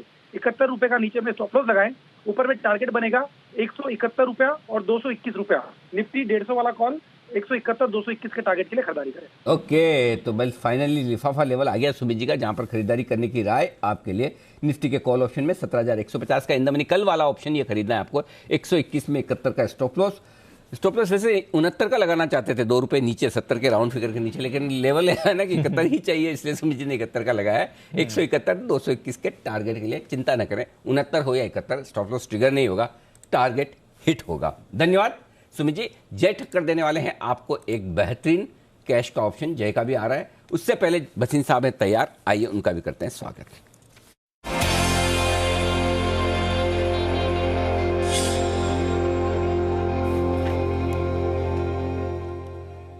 भसीन साहब सर बधाई। सबसे पहले तो आपको सुबह सुबह वाला आपका इन्वेस्टमेंट पिक न्यूरे का 20% के ऊपरी सर्किट पर बस आपकी बात करते करते भागा और भागकर आज पूरे दिन भर जितना चलना था चल चुका, आराम कर रहा है। तगड़ा एक्शन न्यूरेका में आता हुआ, 2,500 रुपए के टारगेट भसीन साहब ने दिए इन्वेस्टमेंट के लिहाज से, और बहुत ही जबरदस्त प्रदर्शन। तो सर पहले तो उसके लिए बधाई, उसके बाद बताएं सर अपडेट्स। हाँ जी, धन्यवाद अनिल जी, गुड आफ्टरनून। और यही मैं कह रहा हूँ, शेयर बाजार में एक आध दिन और है, ये एक्सपायरी वजह से जो आपको स्टेट बैंक और बाकी शेयर नीचे मिल रहे हैं, कल मेरे हिसाब से don't be surprise on the upside on the expiry. दूसरा, आपको एक कहावत कही थी पहले, अपना टाइम आएगा। अगर आपको याद है, 2 शेयर जो मैंने आपके साथ 2-3 साल पहले डिस्कस किए थे, टाटा हनीवेल या हनीवेल जो 55 रुपए का है और 30-32 रुपए का मैंने आपको हिंद कॉपर दिया था। उस समय आप कहते थे कहाँ भसीन साहब ये चलेंगे, तो देखिए अब अपना टाइम आ गया, फ्यूचर में आ रहे हैं। एज ए डिस्क्लोजर, ये दोनों मेरे पोर्टफोलियो में बहुत पहले से हैं, 25 साल हो गए। और एक और मेरा पोर्टफोलियो स्टॉक जो मैंने 107-8 पे आपको रेकमेंड, एबी कैपिटल, तो मैं तीनों पे बहुत बुलिश हूँ और तीनों मेरे एज ए डिस्क्लोजर होल्डिंग में है। ओके, परफेक्ट है सर, बहुत ही बढ़िया। आदित्य बिरला कैपिटल आपका भरोसा बढ़ाने के लिए भसीन साहब कह भी रहे हैं पोर्टफोलियो में शामिल भी है। बताएं सर, अब फ्रेश पिक्स कौन सी है आपकी? अनिल जी, पहले तो ये बता दूं, ओमिक्रॉन का fear is going to be an endemic, और एंडेमिक का मतलब सारी वर्ल्ड को अब ये जैसे फ्लू है, तो don't be alarmed, new highs before the budget हर हालत में। और अप्रैल के एंड में 22,000 का निफ्टी आपको दिख जाएगा। ये तो मेरी 2022 की आपको मैं टारगेट दे रहा हूँ। तो ये जो कल की एक्सपायरी है, यही मौका है अभी माल इकट्ठा करने का। आपके लिए एक अपडेट भी दे दूं, टाइटन कल मैंने कहा था, और उसके अलावा अल्ट्राटेक दोनों आउट परफॉर्मर हुए हैं। एलटीटीएस भी आपको कहा था, वो भी आज न्यू हाई मार रहा है। अब आपके लिए एक और सूचना, मैंने आईआरबी आपके यहाँ बहुत जोर से कहा था 205-7 में, वो आज ऊपर सर्किट है 223 रुपए में, 275 से 300 का टारगेट। अब आपके लिए मैं और बता दूं कि सुबह आपको दिया था एसबीआई, मैं रीइटरेट कर रहा हूं, जनवरी के महीने में एसबीआई 550 जाएगा, लेकिन उसमें अभी आप 475 के भाव के लिए रखिए, 451 का स्टॉप लॉस। और अमर राजा बैटरी जो मेरे हिसाब से the no brainer because of the lithium ion, और जिस तरह से रुझान आ रहा है ऑन सीवीज, तो 665 का टारगेट है उसमें पहला, 675 और 700 का टारगेट, ये यहाँ तक जा सकता है अमर राजा। 612-13 का स्टॉप लॉस रखिए। अब 2 पिक्स हैं, आप कहें तो मैं शुरू करूं? ना सर, आप शुरू करें, उससे पहले मेरे को और पूछना है एक चीज। अभी आपने अप्रैल 2022 में 22,000 निफ्टी का टारगेट बोला, मैंने सही सुना? बिल्कुल, एंड ऑफ अप्रैल तक 22,000 का निफ्टी सर, वो इसलिए 22,000। हाँ बिल्कुल, मैंने इसलिए वापस पूछा, मैंने तो बराबर सही सुना था, लेकिन मैं कहा ताकि दर्शकों को याद हो जाए, तेजी में रहे 2022, 4 महीने मुश्किल से, 5 महीने कहाँ, नहीं मैं बोला 5,000 पॉइंट्स की। हाँ, 5,000 पॉइंट्स की तेजी के लिए निफ्टी तैयार हो रहा है, ऐसा मानना है भसीन साहब का। अप्रैल 2022 तक 22,000 यानी कि लाइफ हाई ही नहीं, उसके कहीं पार जाता हुआ दिखेगा। तो आपने किसी भी भाव में कोई भी शेयर, मतलब अच्छी क्वालिटी गई, या किसी भी भाव में इंडेक्स, कोई भी भाव में आपने लॉन्ग किया तो डरिए, घबराइए मत, होल्ड करने की ताकत होनी चाहिए, तो आपके पैसे जरूर बनेंगे। धन्यवाद भसीन साहब। अब बताएं सर आपकी फ्रेश पिक्स। अब देखिए अनिल जी, मैं थोड़ा हट के बात करता हूँ। सबने आपको फॉरेन ब्रोकरेज हाउसेस टारगेट देते हैं कि end of 2022 we will be at 22,000 and 20। अरे आप शेयर बाजार में हैं तो पैसा उसका बनेगा जो उम्मीद में रहेगा, और 12 महीने की टारगेट मत दीजिए। आप बताइए 4 महीने में क्या होने वाला है। हम आपको ठोक के कहते हैं अप्रैल एंड तक 22,000 आएगा निफ्टी। अब आपके लिए जो पिक है मैं बता रहा हूँ अनिल जी, पहली पिक है मदरसन सुमी। देखिए ऑटो जब चल रहा हो तो बता रहा है कि सबसे ज्यादा हेटेड सेक्टर था ऑटो, और आज सारे गेनर्स ऑटोज है, चाहे टीवीएस हो, मारुति हो, आइशर हो। Motherson is my quality stock which is the global play and I think they will outperform. उन्होंने वैसे भी कहा output is at an all time high. 217-18 में लीजिए, 212 का स्टॉप लॉस, 232 से 35 का पहला टारगेट, लेकिन यह 250 रुपए जाएगा जनवरी के महीने में। दूसरा पिक है ACC cement. ACC Cement trades at half time price to EV to value of Ultratech, and they will be the first price rise from 1st of January in cement counters. ACC Pan India on the regional side is very very strong. 2155 में लीजिए, 2100 का stop loss, 22.5 से 2275 का target. तो दो stock है जहां खरीदारी करने के आए। मदरसन सुमी खरीदे 212 के स्टॉप लॉस के साथ 235 और 250 के टारगेट के लिए, और एसीसी खरीदने 2100 के स्टॉप लॉस के साथ। टारगेट बनेंगे आपके 2250 2275 के। ये है दो। और जो एक इंटरेस्टिंग बात बसिन साहब ने कहा, आपकी ओमिक्रॉन के बाद कोरोना का पेंडेमिक नहीं एंडेमिक होगा। पी हट जाएगा, एंड हो जाएगा, पेंडेमिक हो जाएगा। तो जो कोरोना को लेकर, बसिन साहब पहले तो आपका बहुत बहुत धन्यवाद। कल सुबह फिर आपसे होगी सर मुलाकात, और बढ़िया और बड़े दमदार टारगेट्स देने के लिए आपका एक बार फिर से धन्यवाद, शुक्रिया सर। तो कोरोना को लेकर जो स्थिति बन रही है, जिस तरह की खबरें आ रही है, अच्छी भी बुरी भी, तो आइए एक जायजा ले लेते हैं क्या कुछ चल रहा है देश दुनिया में कोरोना को लेकर। आशीष चतुर्वेदी है हमारे साथ तैयार। आशीष बताइए। सर फिलहाल देखें तो स्थिति थोड़ी सी गंभीर होती जा रही है। पिछले 2 दिन में अगर आप देखें तो लगातार जो मामले भारत में काफी तेजी से बढ़ते जा रहे हैं। 24 घंटे में 9,000 कोरोना के ओमिक्रॉन के या दोनों के? मैं दोनों बता दूं सर, पहले कोरोना समझते हैं। 9,195 मामले जो है भारत में पिछले 24 घंटे में नए मामले आए हैं, और काफ़ी प्रमुख शहरों में अगर आप देखें तो 4-4, 5-5 महीने के हाईएस्ट नंबर जो है रिपोर्ट करते जा रहे हैं। अब 9,195 में नए मामले जो आ रहे हैं करीब 781 ओमिक्रॉन के हैं, यानी 11-12% जो है आपको मामले जो है वो ओमिक्रॉन के नज़र आ रहे हैं। तो इसमें अगर आप देखें तो करीब करीब जैसे बता रहे हैं कि एक एंडेमिक हो सकता है। इसके पीछे का कारण ये भी कि ओमिक्रॉन जो है 70 गुना तेज़ी से फैलता है डेल्टा के मुकाबले। लेकिन अच्छी और राहत की बात यह है कि डेल्टा के मुकाबले ओमिक्रॉन इतना जानलेवा और ख़तरनाक नहीं है। दिल्ली में भी हम देख रहे हैं कि भारत में सबसे ज़्यादा ओमिक्रॉन के केसेस जो है वहीं हैं, 238 जो है मामले हैं। महाराष्ट्र में करीब 167 के आसपास हैं, लेकिन इनमें से किसी भी पेशेंट को अभी तक ऑक्सीजन की जो है ज़रूरत नहीं पड़ी है। यानी हेल्थ के हिसाब से अगर आप देखें तो ज़्यादा खतरनाक नहीं है, लेकिन जो फैलने की तीव्रता है वो 70 गुना है। इसके अलावा अगर आप देखें तो सर ग्लोबली भी भारत में तो लगातार मामले बढ़ते ही जा रहे हैं। अमेरिका में भी अगर आप देखें तो कुल मामले में 59% जो है मामले वो ओमिक्रॉन के हैं। तो ये एक चिंता का कारण हो सकता है। लेकिन राहत की बात यह है कि जैसा कि हम देख रहे हैं कि डेल्टा में काफ़ी ज़्यादा जो है जान और माल का नुकसान हुआ था, लेकिन इस बार जो क्योंकि ओमिक्रॉन वेरिएंट है इसमें लोगों की हेल्थ का नुकसान नहीं हो रहा है, लेकिन 70 गुना तेज़ी से जो है वो फैलता जा रहा है सर। फेल ज़्यादा रहा है, 70 टाइम्स फास्ट। हॉस्पिटल में कम जाना पड़ रहा है, डेथ रेट कम है। डेथ रेट तो सर अभी तक मेरे हिसाब से कोई रिपोर्ट हुआ नहीं है। नहीं के बराबर है। ना के बराबर है। ऑक्सीजन की रिक्वायरमेंट नहीं होती इसमें, ऑक्सीजन भी नहीं चाहिए। तो एक रिपोर्ट ऐसी थी जो सर कह रही थी कि क्योंकि इतनी जल्दी फैल रहा है तो हो सकता है कि सबकी हर्ड इम्यूनिटी बन जाए, वैक्सीनेशन तो हो ही रहा है, तो फिर ये फाइनली हो सकता है कि एंडेमिक का लास्ट वेरिएंट। ये भी तो अच्छी बात है, ये भी तो अच्छी बात है, एक साथ फैलाई खत्म। एक स्कूल ऑफ थॉट इसमें ये भी निकला है सर कि इसे फैलने दीजिए। अच्छा, अब आई डोंट नो सही है गलत है, हमारी व्यू नहीं है। फैलने दीजिए ताकि सबको हो जाए और ये खत्म हो जाए, ऐसे भी निकल कर आ रहा है। क्योंकि आज साउथ अफ्रीका से एक स्टडी आई है। अच्छा, वो कह रही है कि वहां तो कम पड़ गए ना, वहां तो कम पड़ गए। हाँ। और वो कह रही है कि क्योंकि डेल्टा इससे ज्यादा खतरनाक था, तो ओमिक्रॉन अगर आपको होता है उससे जो इम्यूनिटी होती है वो बाकी सारे स्ट्रेन से आपको और अच्छी तरह से प्रोटेक्ट करेगी। मैं भी किसी एक समझदार आदमी से बात कर रहा था यूएस में 2 दिन पहले, उसका ये कहना था कि शायद 31 जनवरी को हम भूल भी जाएंगे ओमिक्रॉन था। मतलब मैंने कहा यार बड़ा बोल, मुंबई में टीवी पे नहीं बोल सकता ऐसा क्योंकि डर लगता है। यू नेवर नो, क्यों हम तो एक्सपर्ट नहीं है ओमिक्रॉन के, कोरोना के, लेकिन अलग अलग तरह की बातें हैं, हम दोनों तरह के। बंसल जी से पूछते हैं, बंसल जी हमारे फार्मा एक्सपर्ट है इन हाउस, जितनी भी हम मतलब जितने भी जानते हैं हम सबसे तो ज्यादा ही जानते हैं। बंसल जी क्या कहेंगे?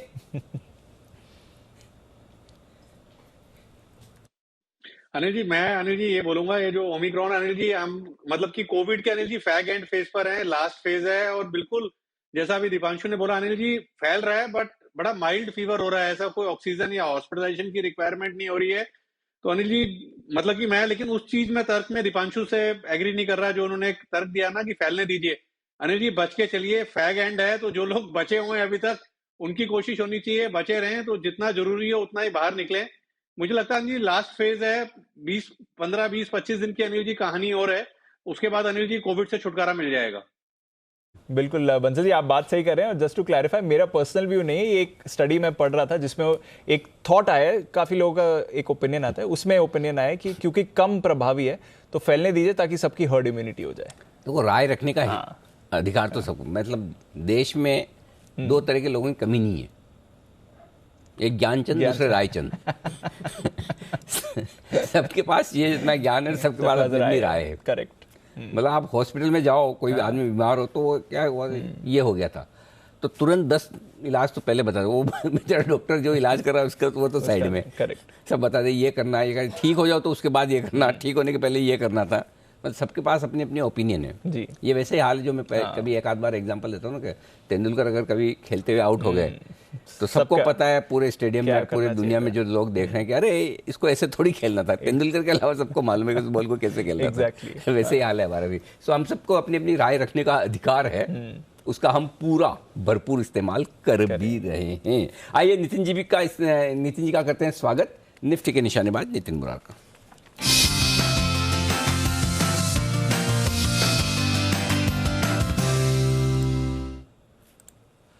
बताएं नितिन जी। यहाँ पे 17,200 की कॉल ऑप्शन लेंगे जो 82 में मिलती है, 81, 82 ऐसे मिलती है, जिसका स्टॉप लॉस होगा 50 रुपए का और ऊपर टारगेट होंगे करीब 125-130 के।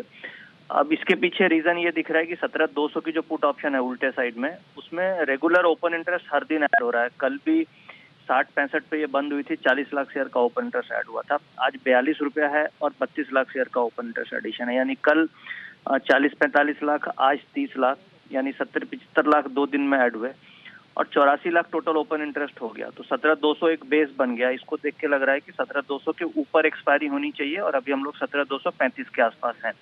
तो ये slightly in the money call option हो गई 17,200 की, जो आपको 81, 82 में लेनी है। इसका स्टॉप लॉस 50 का रखना है, स्ट्रिक्ट स्टॉप लॉस, और टारगेट 125-140 के हो सकते हैं। एक्सपायरी ऐसा लगता है कि 17,200 से ऊपर टुवर्ड 17,300 हो सकती है। ओके, तो 17,300 के ऊपर एक्सपायरी होने की पूरी संभावना, 125-130 का टारगेट आप लेकर चले 17,200 के कॉल ऑप्शन पर। Okay Nitin ji, bank Nifty पर कोई राय?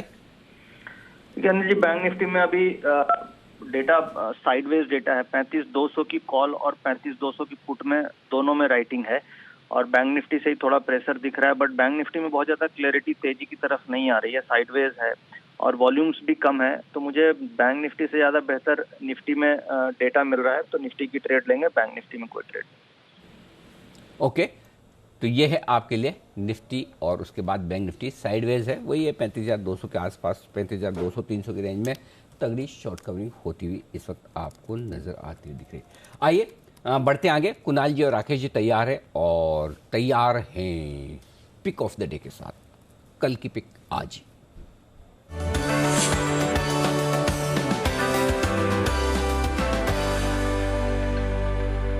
बताएं सर।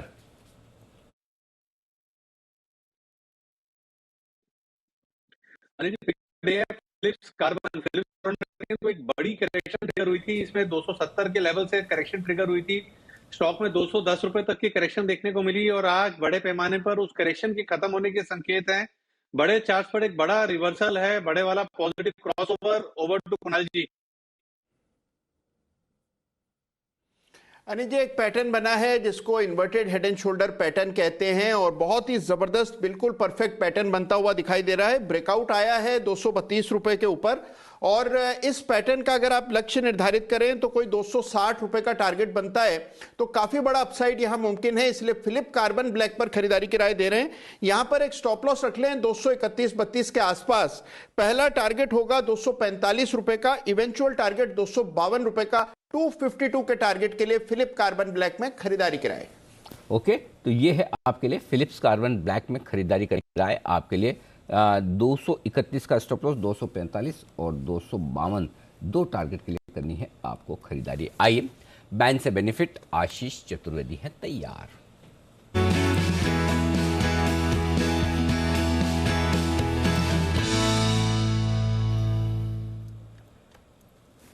आशीष को ऐसा लगा कि मैं पहले है ना कॉल्स लूंगा ऐसा, और जैसे मैंने बोला चलिए बेंच में आशीष एकदम चौंक गया है ना, ऐसे ही बता रहा सर। ध्यान किधर था? नहीं सर, रिफ्रेश करना पड़ रहा है। ओके, आशीष ने अपना दिमाग तो रिफ्रेश ही है, आशीष ने अपना मोबाइल रिफ्रेश किया। बिल्कुल सर, डेटा रिफ्रेश किए, डेटा रिफ्रेश, मेल्स रिफ्रेश किए। हाँ, और क्या किया गया? नहीं सर, इतना ही रिफ्रेश किया। और फिलिप्स कार्बन का चार्ट भी देख लिया। फिलिप्स कार्बन का ठीक बताया? हाँ सर, हेड एंड शोल्डर बहुत बढ़िया दिख रहा है। अच्छा, पैटर्न सेम है? हाँ। ओहो कुणाल जी, अब आप जब भी ये नए नए नाम बताएं पैटर्न के, ध्यान रखिएगा, मैं इन हाउस चेक करवाने के लिए मैंने आदमी रखा है। हाँ, और ये जो जो नए नए नाम बोलेंगे ना, नए नए नाम का मैं है ना वो चेक करवाता रहूंगा कि ये वाला पैटर्न कैसे बनता है, ये वाला, ये हमने यहाँ पर शुरू करवा दिया है काम। ठीक है ना? ये अनिल जी आदमी अपना ही है, अनिल जी कोई चिंता नहीं है। मैं वही सोच रहा था, मैं सोचा आपके पास ही ट्रेनिंग के लिए भेज दूं, लेकिन पता चला आप ही ने अपॉइंट किया तो भी ठीक है। ओके, आशीष बताइए बैन से बेनिफिट। सर फिलहाल 3 स्टॉक जो है बैन में है, और तीनों में से कोई भी स्टॉक ऐसा नहीं है सर जो बैन से बाहर आने के लिए तैयारी कर रहा है। आरबीएल बैंक करीब 106% है, इंडियाबुल्स हाउसिंग फाइनेंस 87% है, वोडाफोन आइडिया 84% है। तो तीनों में से कोई भी नहीं है जिसके 80% से कम हो। बैन से बाहर तो कोई नहीं आ रहा, लेकिन इंटरेस्टिंग हो रहा है सर एस्कॉर्ट्स, यहाँ पर पोजीशंस काफ़ी बढ़ती हुई नजर आ रही हैं। 112%, 113 हो गई ऑलमोस्ट। अब ये बैन एक दिन के लिए निकला था 78 से, अब बढ़कर सीधा 113 हो गई हैं। हो सकता है कि इसमें रोल ओवर्स का भी काफ़ी बड़ा योगदान हो, लेकिन प्रोबेबिलिटी तो बन रही है कि एस्कॉर्ट्स शायद एक दिन के लिए बैन में आ जाए। ओके, इंटरेस्टिंग है। बैन में फिर से आने को तैयार। अभी भी वागले साहब ने 1905 में खरीदारी करने की राय भी दी थी। तो ये है आपके लिए एस्कॉर्ट्स को लेकर राय। और बैन में जो 3 स्टॉक नहीं आए, कल आपको रोल ओवर करने में आएंगे पसीने। वैसे तो एक चीज़ है कि अगर स्टॉक का समझो नेक्स्ट डे बैन से बाहर आ जाता है तो आप उसमें फ्रेश पोजीशन बना सकते हैं। जिस स्टॉक में आप बनाते हैं फ्रेश पोजीशन और अगर वो नेक्स्ट डे बैन में नहीं है तो कोई दिक्कत नहीं है, लेकिन वो है कि जनरली ब्रोकर सब उसको जीरो करके रखते हैं लिमिट, या नहीं ट्रेड करने देते क्योंकि रिस्क है, पेनल्टी लगती है। तो आरबीएल, आईबुल, आइडिया, इन तीनों ही स्टॉक्स के लिए रहेगा मुश्किल भरा वक्त, खासतौर से जिन लोगों की पोजीशन लॉन्ग या शॉर्ट, रोल ओवर करना होगा मुश्किल। कल पोजीशन होगी कम, परसों नई सीरीज के पहले दिन फिर से ये आ जाएंगे बैन से बाहर। आइए, तब तक एस्कॉर्ट्स बैन में आने को तैयार हैं। एक बार एस्कॉर्ट्स के चार्ट्स पर वागले साहब आप तैयारी करके रखें, फिर से बैन में आ रहा है तो क्या आपने जो सलाह दी उसे बरकरार रखा जाए या एग्जिट कर ले बैन में आ रहा है तो? अनिल जी, लंबा व्यू है तो होल्ड करें पोजिशनल, क्योंकि इसमें पैटर्न तो अभी भी इंटैक्ट है, लेकिन आपका ट्रेडिंग व्यू है 1-2 दिन का, तो फिर ये साइडवेज मूव हो जाएगा तो मतलब नहीं बनता है। नियर 1900, 1897 का भाव है, एक बार निकल जाए ज़्यादा लॉस नहीं है, क्योंकि ये साइडवेज पड़ा रहेगा फिर।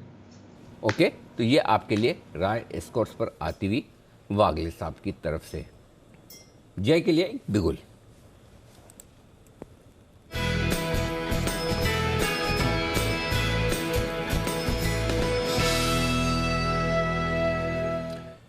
बताएं जय। वेल, खरीदना है 85 के स्ट्राइक का कॉल ऑप्शन फेडरल बैंक का जनवरी सीरीज का, ₹2.40 पे मिल रहा है। एंड इसका एक स्टॉप लॉस नीचे की तरफ रहेगा ₹1.30 का। पहला टारगेट जो इसका बन रहा है वो है ₹4.40 का, दूसरा टारगेट बन रहा है ₹5.80 का, 4.40, 5.80, ये 2 टारगेट्स के लिए खरीदे फेडरल बैंक 85 का कॉल जैन सीरीज का। मुझे ऐसा लग रहा है कि जैन सीरीज में एक अच्छा कमबैक करेगा फेडरल बैंक। एक डेली चार्ट्स पर देखे दीपांशु, तो यहाँ पे अगर टेक्निकली बात करें हम तो डेली चार्ट्स पर मुझे ऐसा लग रहा है कि एक अच्छा खासा डबल बॉटम पैटर्न फॉर्म हुआ है यहाँ पे, और इसके टारगेट्स लगभग 87, 88 के निकल कर आ रहे हैं। अगर वीकली चार्ट्स देखें तो एक अच्छा 5 वेव डिक्लाइनिंग स्ट्रक्चर है जिसका एक बाउंस बैक आपको देखने मिलना चाहिए 89, 90 तक। एंड जहां तक हम इसका डेरिवेटिव डेटा देखें तो मुझे ऐसा लग रहा है कि यहाँ पे एक अच्छे खासे शॉर्ट कवरिंग हमें देखने मिल सकती है फेडरल बैंक में। शॉर्ट टर्म एवरेजेस पर के इंडिकेटर्स पर एक अच्छा पॉजिटिव डाइवर्जेंस भी यहाँ पे देखने मिला है। तो risk reward point of view federal bank, in fact bank Nifty मुझे ऐसा लग रहा है दीप कि अगर 34,900 के ऊपर हमें ये मंथली क्लोज मिल जाएगा, 34,900, 35,000 के ऊपर ये रेंज के ऊपर अगर ये मंथली क्लोज देखने मिला, तो बैंक निफ्टी में जैन सीरीज में एक अच्छी शॉर्ट कवरिंग हमें देखने मिलेगी। ओके, तो ये है आपके लिए जय की तरफ से एक जैकपॉट कॉल फेडरल बैंक पर रखनी है नजर, बैंक्स पर रखनी है नजर। कुछ बदलाव बैंक निफ्टी में वेटेज तौर पे हो सकते हैं और मोर इंपॉर्टेंटली सीपीएसई इंडेक्स, इस पर रखिए नजर क्योंकि यहां पर कुछ बदलाव हो सकते हैं और वो कल ही क्लोजिंग तक आपको होते हुए दिखेंगे। तो आइए इन दोनों बदलाव के बारे में, कौन से स्टॉक्स पर रखनी है नजर, कहां पर सेलिंग कहां पर बाइंग हो सकती है और कितनी बाइंग और सेलिंग हो सकती है, जानते हैं देवांशी के साथ। देवांशी बताइए क्या निकल कर आ रहा है डिटेल्स में। बिल्कुल दीपांशु, सबसे पहले तो मैं आपको ये बता दूं कि कौन सी वाली रीबैलेंसिंग है, क्योंकि आप देखिए लगातार कई दिनों से हम देख रहे हैं कई सारी रीबैलेंसेस होते हुए दिख रहे हैं और ये निफ्टी में क्योंकि हर क्वार्टर में हम देखते हैं वेट्स एडजस्ट होते हैं तो जो रीकैपिंग बैलेंसिंग है वो होती हुई दिखेगी और इसी के चलते कोई अंदर या बाहर होता हुआ नहीं दिखेगा, केवल इनके जो वेट्स हैं उसमें एडजस्टमेंट्स होते हुए दिखेंगे। सबसे पहले सीपीएसई की बात करते हैं क्योंकि काफ़ी सारे बदलाव यहाँ पे होते हुए दिखेंगे। पावर ग्रिड और बीएल दोनों का जो वेट है वो कम होता हुआ दिखेगा और इसी के चलते पावर ग्रिड और बीएल में कल आधे घंटे में, आखिरी आधे घंटे में थोड़ी सी बिकवाली आ सकती है और ये जो एडजस्टमेंट्स है ये पॉजिटिव है कई सारी कंपनीज के लिए, स्पेशली कोल इंडिया, क्योंकि यहाँ पे इनका जो वेटेज है कोल इंडिया का वो बढ़ेगा और इसी के चलते करीब $17 मिलियन तक के इन्फ्लोज आएंगे। एनटीपीसी, एनएमडीसी, एनएचपीसी, ओएनजीसी और ऑयल इंडिया के लिए पॉजिटिव है, यहाँ पे इन्फ्लोज आने की उम्मीद की जा रही है और वेट जो है वो इन कंपनीज का बढ़ता हुआ दिखेगा। और दूसरा जो बड़ा इंडेक्स है वो निफ्टी बैंक है, जहाँ पे काफ़ी सारे बदलाव होते हुए दिखेंगे। नेगेटिव होगा ये थोड़ा सा एसबीआई के लिए क्योंकि वेट एसबीआई का कम होगा और जो वेट बढ़ते हुए दिखेंगे वो IndusInd bank, AU small finance bank, HDFC, बंधन, फेडरल बैंक और आईडीएफसी फर्स्ट है, जहां पे इन्फ्लोज आपको देखने मिलेंगे। लेकिन एसबीआई में और आईसीआईसीआई बैंक में थोड़े से वेट कम होते हुए दिखेंगे और इसी के चलते एक माइनर जो एडजस्टमेंट के चलते जो डाउनफॉल है वो आपको इन सारे स्टॉक्स में देखने मिल सकते हैं। तो ये है आपके लिए रीबैलेंसिंग और वेटेज के बदलाव हो सकते हैं, स्पेशली जो ये पीएसयू रीबैलेंसिंग है सीपीएसई की, ये आपको देखनी ज़रूरी है। कुछ बड़े एक्शन यहाँ पर भी आपको होते हुए दिखेंगे।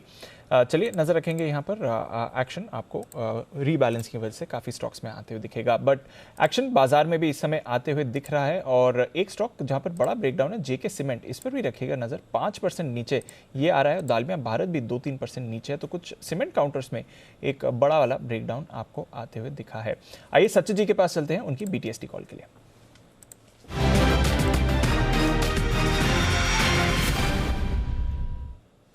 बताएं सर। दीपांशु, थोड़ी देर पहले ही हमने ये कॉल हमारे क्लाइंट्स को दिया है, on a positional basis recommendation है, बट मोमेंटम के लिहाज से भी मुझे लग रहा है यहाँ पर एक अच्छी अपमूव कैपिटलाइज की जा सकती है। स्टॉक ने एक फ्रेश ब्रेकआउट दिया है inverse head and shoulder format से एंड जिस तरीके से स्ट्रक्चर है मुझे लग रहा है काफ़ी बड़ी मूव यहाँ पर अनलॉक होनी चाहिए। स्टॉक का नाम है जेंसार टेक्नोलॉजीज, जो लगभग अराउंड 524 के आसपास फिलहाल ट्रेड कर रहा है। ट्रेडिंग के लिहाज से स्टॉप लॉस आपको लगाना है अराउंड 508 पे एंड जो टारगेट हम देख रहे हैं पोजिशनली तो काफ़ी लंबा है, अराउंड 640 तक का, जिस तरीके से ये पैटर्न प्लेस्ड है, बट मुझे लग रहा है शॉर्ट टर्म में अगले 1 से 2 दिनों में मुझे लग रहा है अराउंड 565 के आसपास स्विंग्स काफ़ी कंफर्टेबली बन सकते हैं। तो खरीदारी करनी है जेंसार टेक्नोलॉजी में 508 के स्टॉप लॉस के साथ 565 के टारगेट के लिए। ओके, तो 508 के स्टॉप लॉस के साथ 565 के टारगेट के लिए जेंसार टेक्नोलॉजीज यहाँ पर आपको करनी है खरीदारी। आइए बिगुल जय ठक्कर के लिए कैश का ऑप्शन।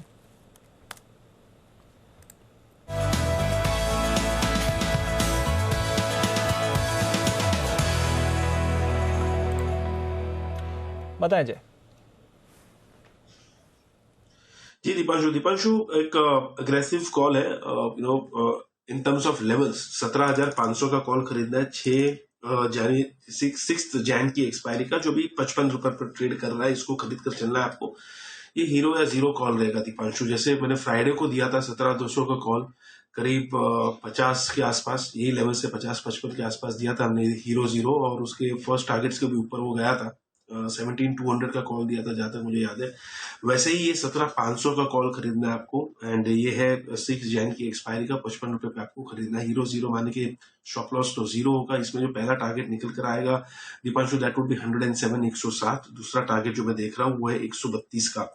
सो 107, 132 ये दो टारगेट्स के लिए आप खरीदे निफ्टी का 17,500 का कॉल। मुझे ऐसा लग रहा है कि नेक्स्ट जो वीकली एक्सपायरी है उसमें काफी एक अच्छा हमें मूव देखने मिलेगा। इनफैक्ट ये वाली एक्सपायरी भी अच्छी रही है, पॉजिटिव रही है, थोड़ी बहुत वॉलेटिलिटी रह सकती है, तो उसके ऊपर हम मॉर्निंग में एक और कॉल देंगे। बट पोजिशनल पर्सपेक्टिव से मुझे दीपांशु ये एक क्लियर एक मूव देखने मिल रहा है। 17,600 तक के लेवल्स तो मैं मिनिमम एक्सपेक्ट कर रहा हूँ 6 जनवरी के पहले, हेंस 17,500 का कॉल रिकमेंड किया है।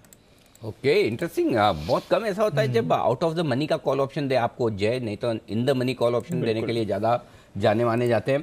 तो हीरो या जीरो कॉल है, 55 रुपये में लेना है, दुगुना हो सकता है उससे ज़्यादा भी। 107, 132 दो टारगेट के लिए यहाँ पर करनी है निफ्टी में खरीदारी। मेरे दिमाग में एक एग्रेसिव कॉल आ रहा है लेवल के हिसाब से जी। मैं भी अभी क्यों बताऊँ, 3:20 पे बताऊँगा जब मेरा वक्त होगा। मैं सेकंड गेस कर सकता हूँ बट मैं भी नहीं करूँगा। अच्छा, मुझे तो उसी मैं भी प्रीएम्प्ट कर सकता हूँ। ओके ठीक है, तो आइए तब तक किरण जी तैयार है, किरण का कमाल।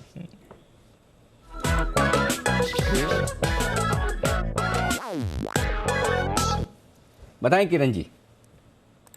अनिल जी, ओवरनाइट पोजीशन लेके जाना है BTST करके, बाय करना है अपोलो हॉस्पिटल, करंट रेट 49.80-83 के आसपास है, इधर बाय करना है। 49.40 का स्टॉप लॉस रहेगा और कल के लिए टारगेट्स 5150, 5200 के देखने को मिल जाने चाहिए। अच्छा बेस बिल्डिंग फॉर्मेशन है, ब्रेकआउट 4900 के आसपास हुआ, ऊपर गया, कंसोलिडेट किया और वापस एक बार ब्रेकआउट दे रहा है इंट्राडे चार्ट्स पे।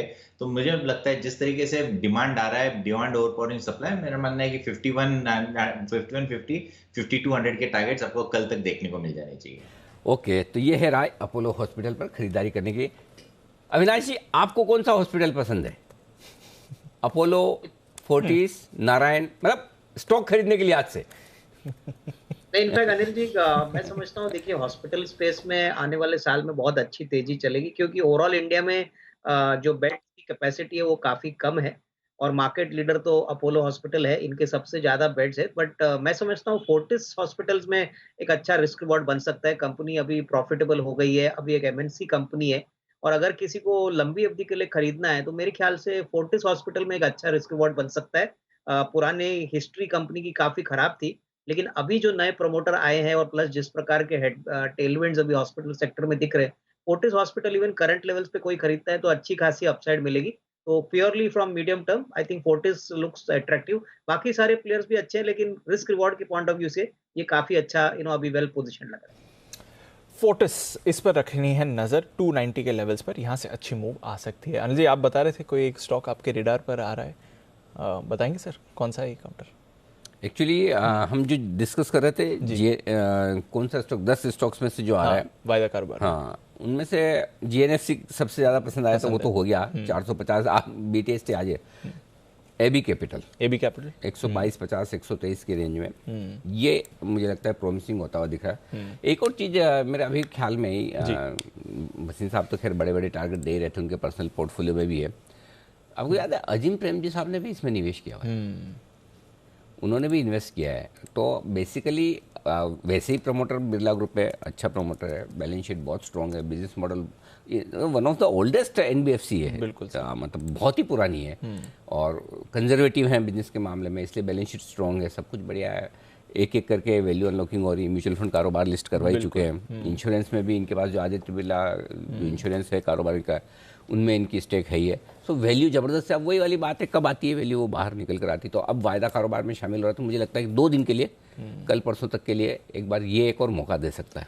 काफी कुछ समय पहले की खबर है, आपको ये याद कहाँ से? हाँ, मुझे अभी याद आई एक्चुअली, मुझे उस वक्त याद, इसलिए मैंने वापस से बोला कि एक और स्टॉक रेडार पे आ रहा है। तो क्या कॉन्फिडेंस बढ़ता है आपका, और स्पेशली जब प्राइवेट इक्विटी प्लेयर या बड़े ऐसे इन्वेस्टर जब इन्वेस्ट करते हैं तो वो बहुत सोच समझ कर करते हैं जी, बिल्कुल। मतलब और बहुत लॉन्ग टर्म के लिए भी करते हैं, उन्हें बहुत वैल्यू दिखती है तब करते हैं।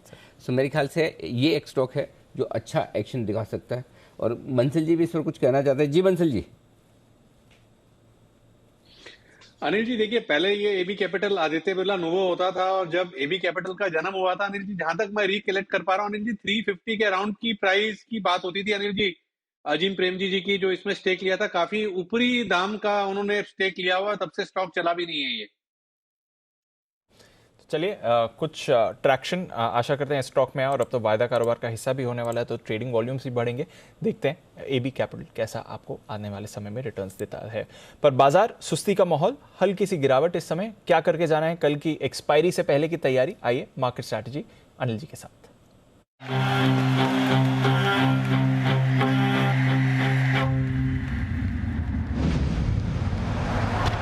कभी कभी खुशी के लिए एक उदाहरण ही काफी है। एबिक्स कैश हर खुशी के लिए काफी है।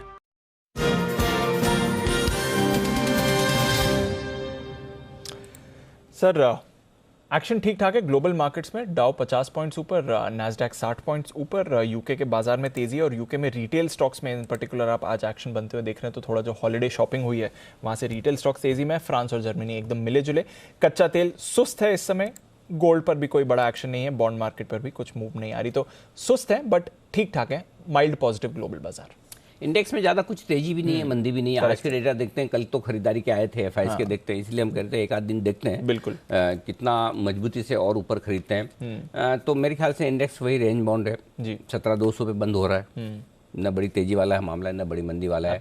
नीचे 17,000 के नीचे एक्सपायरी आपको मिलेगी नहीं। तो रिस्क 200 पॉइंट की है एक्सपायरी के दिन, मंथली एक्सपायरी के दिन, और ऐसी खराब सीरीज में 200 पॉइंट के रिस्क नहीं ले सकते तो आप ट्रेड कर नहीं सकते। तो वो एक कंफर्ट है। फिर भी किसी को डर लगता है तो 17,000 का पुट खरीद के जाओ। बैंक निफ्टी 35,000 के ऊपर बंद हो रहा है, जो कि अच्छा ही है। ठीक है, वही घूम फिर के 35,050 के आसपास आ जाता है बंद होते होते, है ना। सो कोई ऐसा खराब बंद नहीं हो रहा है, अच्छा भी नहीं हो रहा, ठीक है ना। 35,200 की रेंज में बार बार बंद होता है तो वहीं पर बंद हो रहा है। सो मेरे ख्याल से इंडेक्स पे न्यूट्रल है। स्टॉक स्पेसिफिक तेजी वाला मामला है ही, कोई चिंता की बात है नहीं। सो स्टे पुट, लॉन्ग है तो भी खड़े रहिए, शॉर्ट है तो भी खड़े रहिए, कोई टेंशन वाली बात नहीं। स्टे पुट, शॉर्ट का आपका स्टॉप लॉस 17,300 है, लॉन्ग का स्टॉप लॉस 17,000 है। ओके, बस। तो 200 पॉइंट की नीचे की रिस्क है, 100 पॉइंट के ऊपर की रिस्क है शॉर्ट साइड पे, और 200 पॉइंट की रिस्क लॉन्ग साइड पे। ये आपके लिए ठीक है। तो कुछ नहीं भी करके जाए तो ठीक है ना सर, कल कर लो। ठीक है, ऐसा कुछ नहीं कि कल 100 पॉइंट ऊपर या नीचे खुल जाएगा निफ्टी एकदम से, ऐसा कोई ग्लोबल संकेत। और जिस तरह से वॉल्यूम आप अमेरिका में भी देखिए, कल वॉल्यूम 10 दिनों का जो एवरेज वॉल्यूम है से 30-35% वॉल्यूम कम हुए हैं। सो बेसिकली अगर नॉर्मल वॉल्यूम पे 50-60% पे ट्रेड कर रहे हैं मार्केट, तो बड़े मूव आने की संभावनाएं कम है। मना तो कर नहीं सकते कि नहीं आएगा, आने में कभी भी कुछ भी आ सकता है, लेकिन संभावनाएं कम है। ठीक है, चलिए, पर जैसा अनिल कह रहे हैं ट्रेडिंग कॉल से भरपूर। आइए एक ऐसी ट्रेडिंग कॉल जय ठक्कर की तरफ से, जय का जैकपॉट।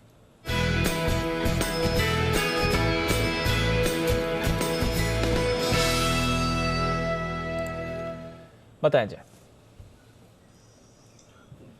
कैडिला का कॉल खरीदना है, 16 रुपए 20 पैसे पे मिल रहा है। ये 480 के स्ट्राइक का कॉल ऑप्शन जनवरी सीरीज का, जहां पे आप risk reward point of view मुझे दीप काफी पसंद है, बिकॉज यहाँ पे स्टॉप लॉस निकल कर आ रहा है 11 रुपए 70 पैसे का, 11.70, और इसके जो टारगेट्स निकल कर आ रहे हैं वो है 23 एंड 28। सो 23, 28 ये दो टारगेट्स के लिए आप खरीदे कैडिला का 480 का कॉल जैन सीरीज का। यहाँ पे फार्मा स्टॉक्स में हमने तो स्टार्ट ऑफ द शो में बात की तभी कि एक अच्छा मोमेंटम बना हुआ है, और कैडिला में ऑलमोस्ट 6 महीने की मंदी के बाद अब कोई एक पॉजिटिव डेटा निकल कर देखने मिल रहा है, अच्छा खासा डाइवर्जेंस है। 6 महीने कंटिन्यूसली ये स्टॉक ने नेगेटिव क्लोज दिया है। दीपांशु बेस बना चुका ऐसा लग रहा है, क्योंकि एक अच्छा inverse head and shoulders pattern Cadila में देखने को मिल रहा है। एंड मुझे ऐसा लग रहा है कि ये स्टॉक में 500 प्लस के लेवल्स हमें देखने मिलेंगे। इनफैक्ट 520, 525 तक, 528, 528 तक के लेवल्स मुझे नजर आ रहे हैं कैडिला में। तो इसमें अगर तेजी करनी हो तो 480 के कॉल के थ्रू कर सकते हैं, इसलिए रेकमेंड किया। ओके, तो 480 के कॉल के जरिए कैडिला में आपको करना है ट्रेड। जय ठक्कर की है राय। चलते हैं वागले साहब के लिए, बिगुल उनके लिए वागले का वंडर।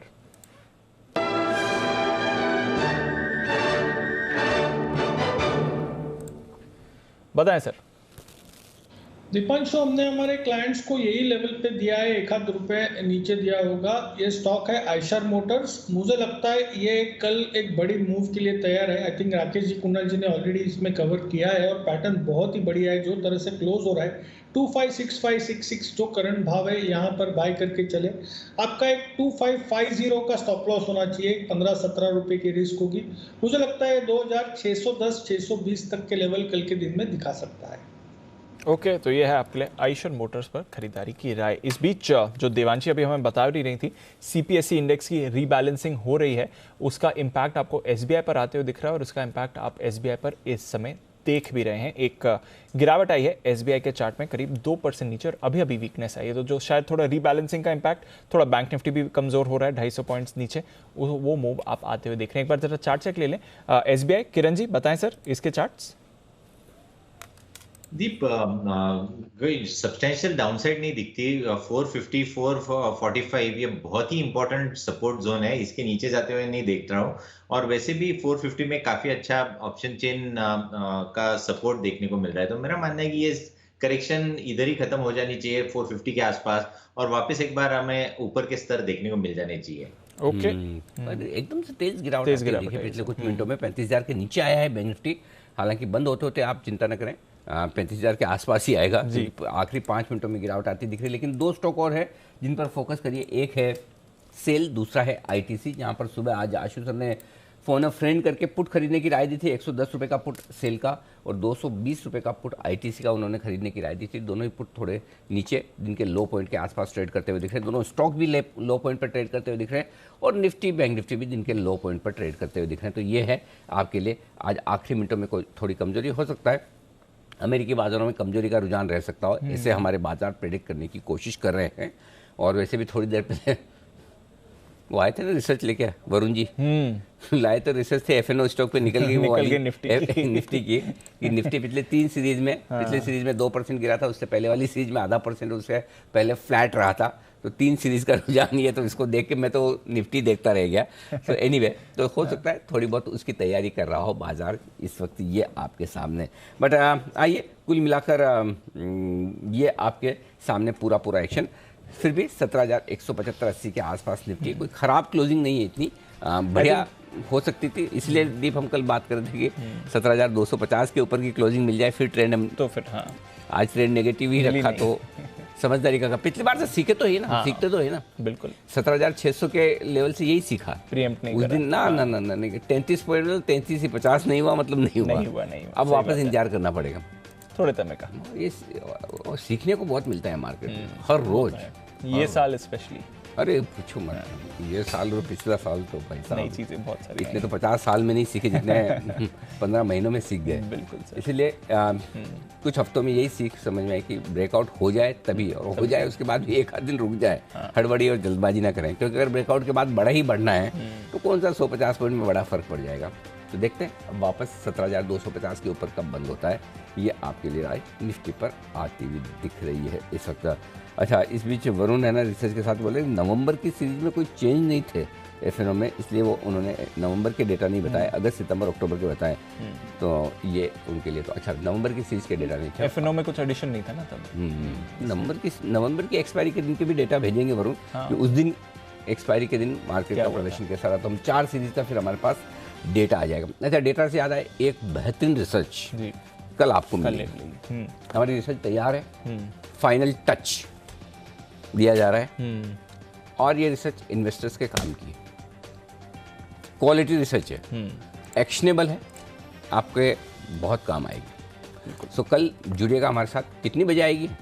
सुबह 8 बजे हेडलाइन में बता देंगे हम कितनी बजे आएगी। बिल्कुल सर, ठीक है।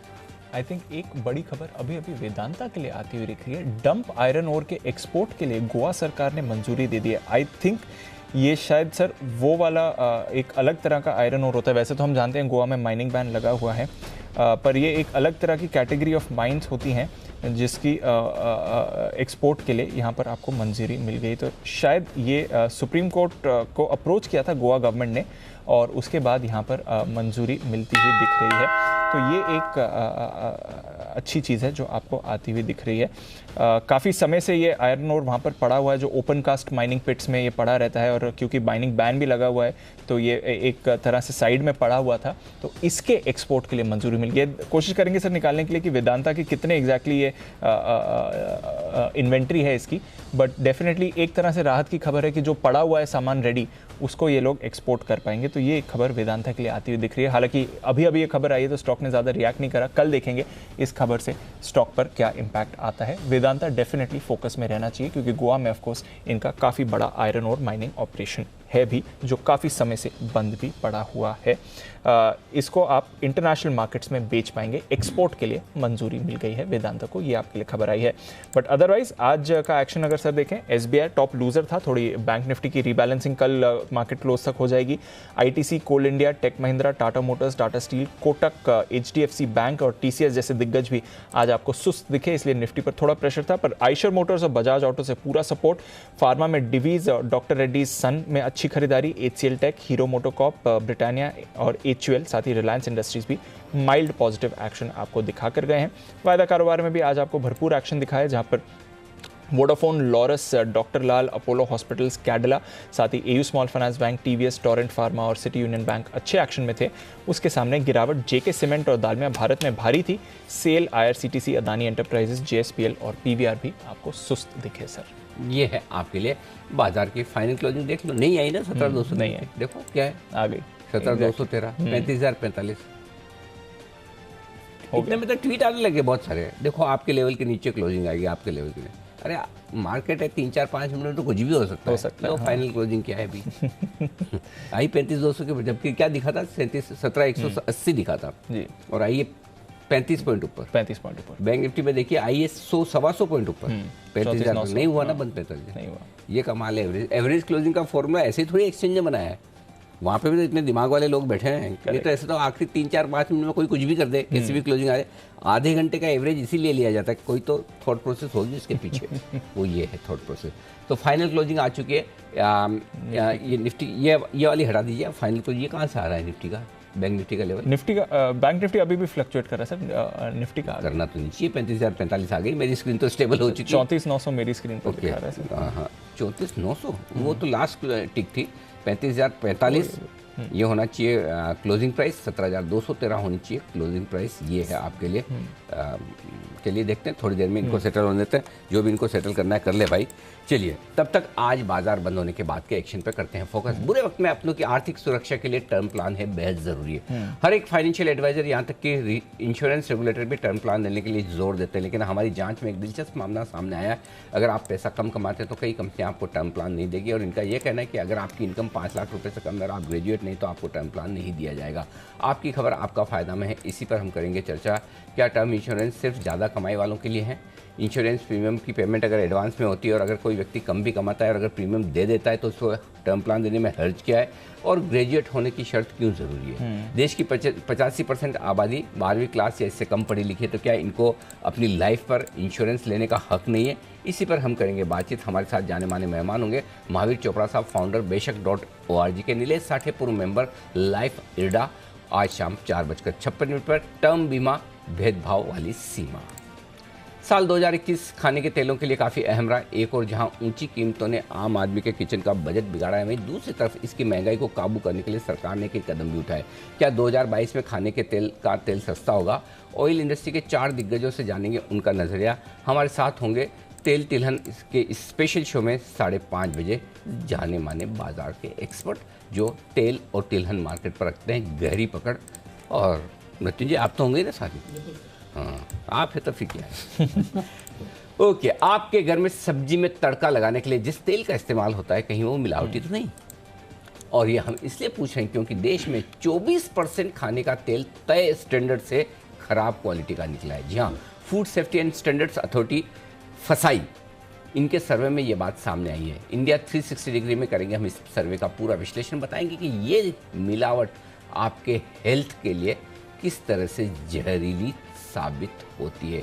तेल का जहरीला तड़का, आज शाम की ये खास पेशकश। रात 8 बजे इंडिया 360 डिग्री की कवर स्टोरी और ढेर सारी देश दुनिया की खबरें, सब कुछ मिलेंगी आपको यहीं पर इस वक्त। और इसके साथ साथ मस्ती की पाठशाला, कल है गुरुवार, परसों है शुक्रवार। वैसे तो माल मसाला इतना है हमारे पास डिस्कस करने के लिए कि हम चाहें तो 2 कर लें, लेकिन ठीक है, परसों करेंगे हम मस्ती की पाठशाला। शुक्रवार को हर चीज़ का एक समय अच्छा होता है। तो शुक्रवार को नए साल के ऊपर एक विशेष कार्यक्रम मस्ती की पाठशाला का होगा, जिसमें हमारे सभी एक्सपर्ट्स आपको अपने इंटरेस्टिंग सवाल देंगे, जवाब देंगे। सवाल मैं पूछूंगा, सवाल आप तो मैं बताऊंगा आपको। लेकिन 3:30 बजे शुक्रवार को मस्ती की पाठशाला मिस मत कीजिएगा। लंबे समय के बाद नए साल का विशेष अंक, ये मस्ती की पाठशाला है। ओके, फाइनल क्लोजिंग दीप जी आ गई। हाँ, आ गई। अब आगे स्क्रीन पे हैप्पी एंड सेटिस्फाइड 35,000 के ऊपर। हाँ, 17,200 के ऊपर। All buyer satisfied, all buyer satisfied. अब जो आज समझो आखिरी मिनट में बेच के गया 17,180 पर, 35 पॉइंट तो वैसे ही नेगेटिव है। जो बैंक निफ्टी बेच के गया 34,900 पर, 150 पॉइंट नेगेटिव। इसलिए मैं बताने के पीछे कारण ये कि आप किस लेवल पे, अब अगर कल 150 पॉइंट नीचे खुलता तो आपका क्या फायदा बैंक, और 35 पॉइंट निफ्टी नीचे खुलता तो आपका क्या फायदा? इसलिए कभी भी कोई आंख बंद करके ऐसे कुछ भी ट्रेड ना करें, पैनिक ना करें। आखिरी आधे घंटे का इसलिए बताते हैं क्लोजिंग की आपको, ताकि ध्यान रहे कहाँ बंद हो रहा है। ये भी एक सीखने की चीज़ है, सीखने की चीज़। चलिए उम्मीद करें सीखेंगे।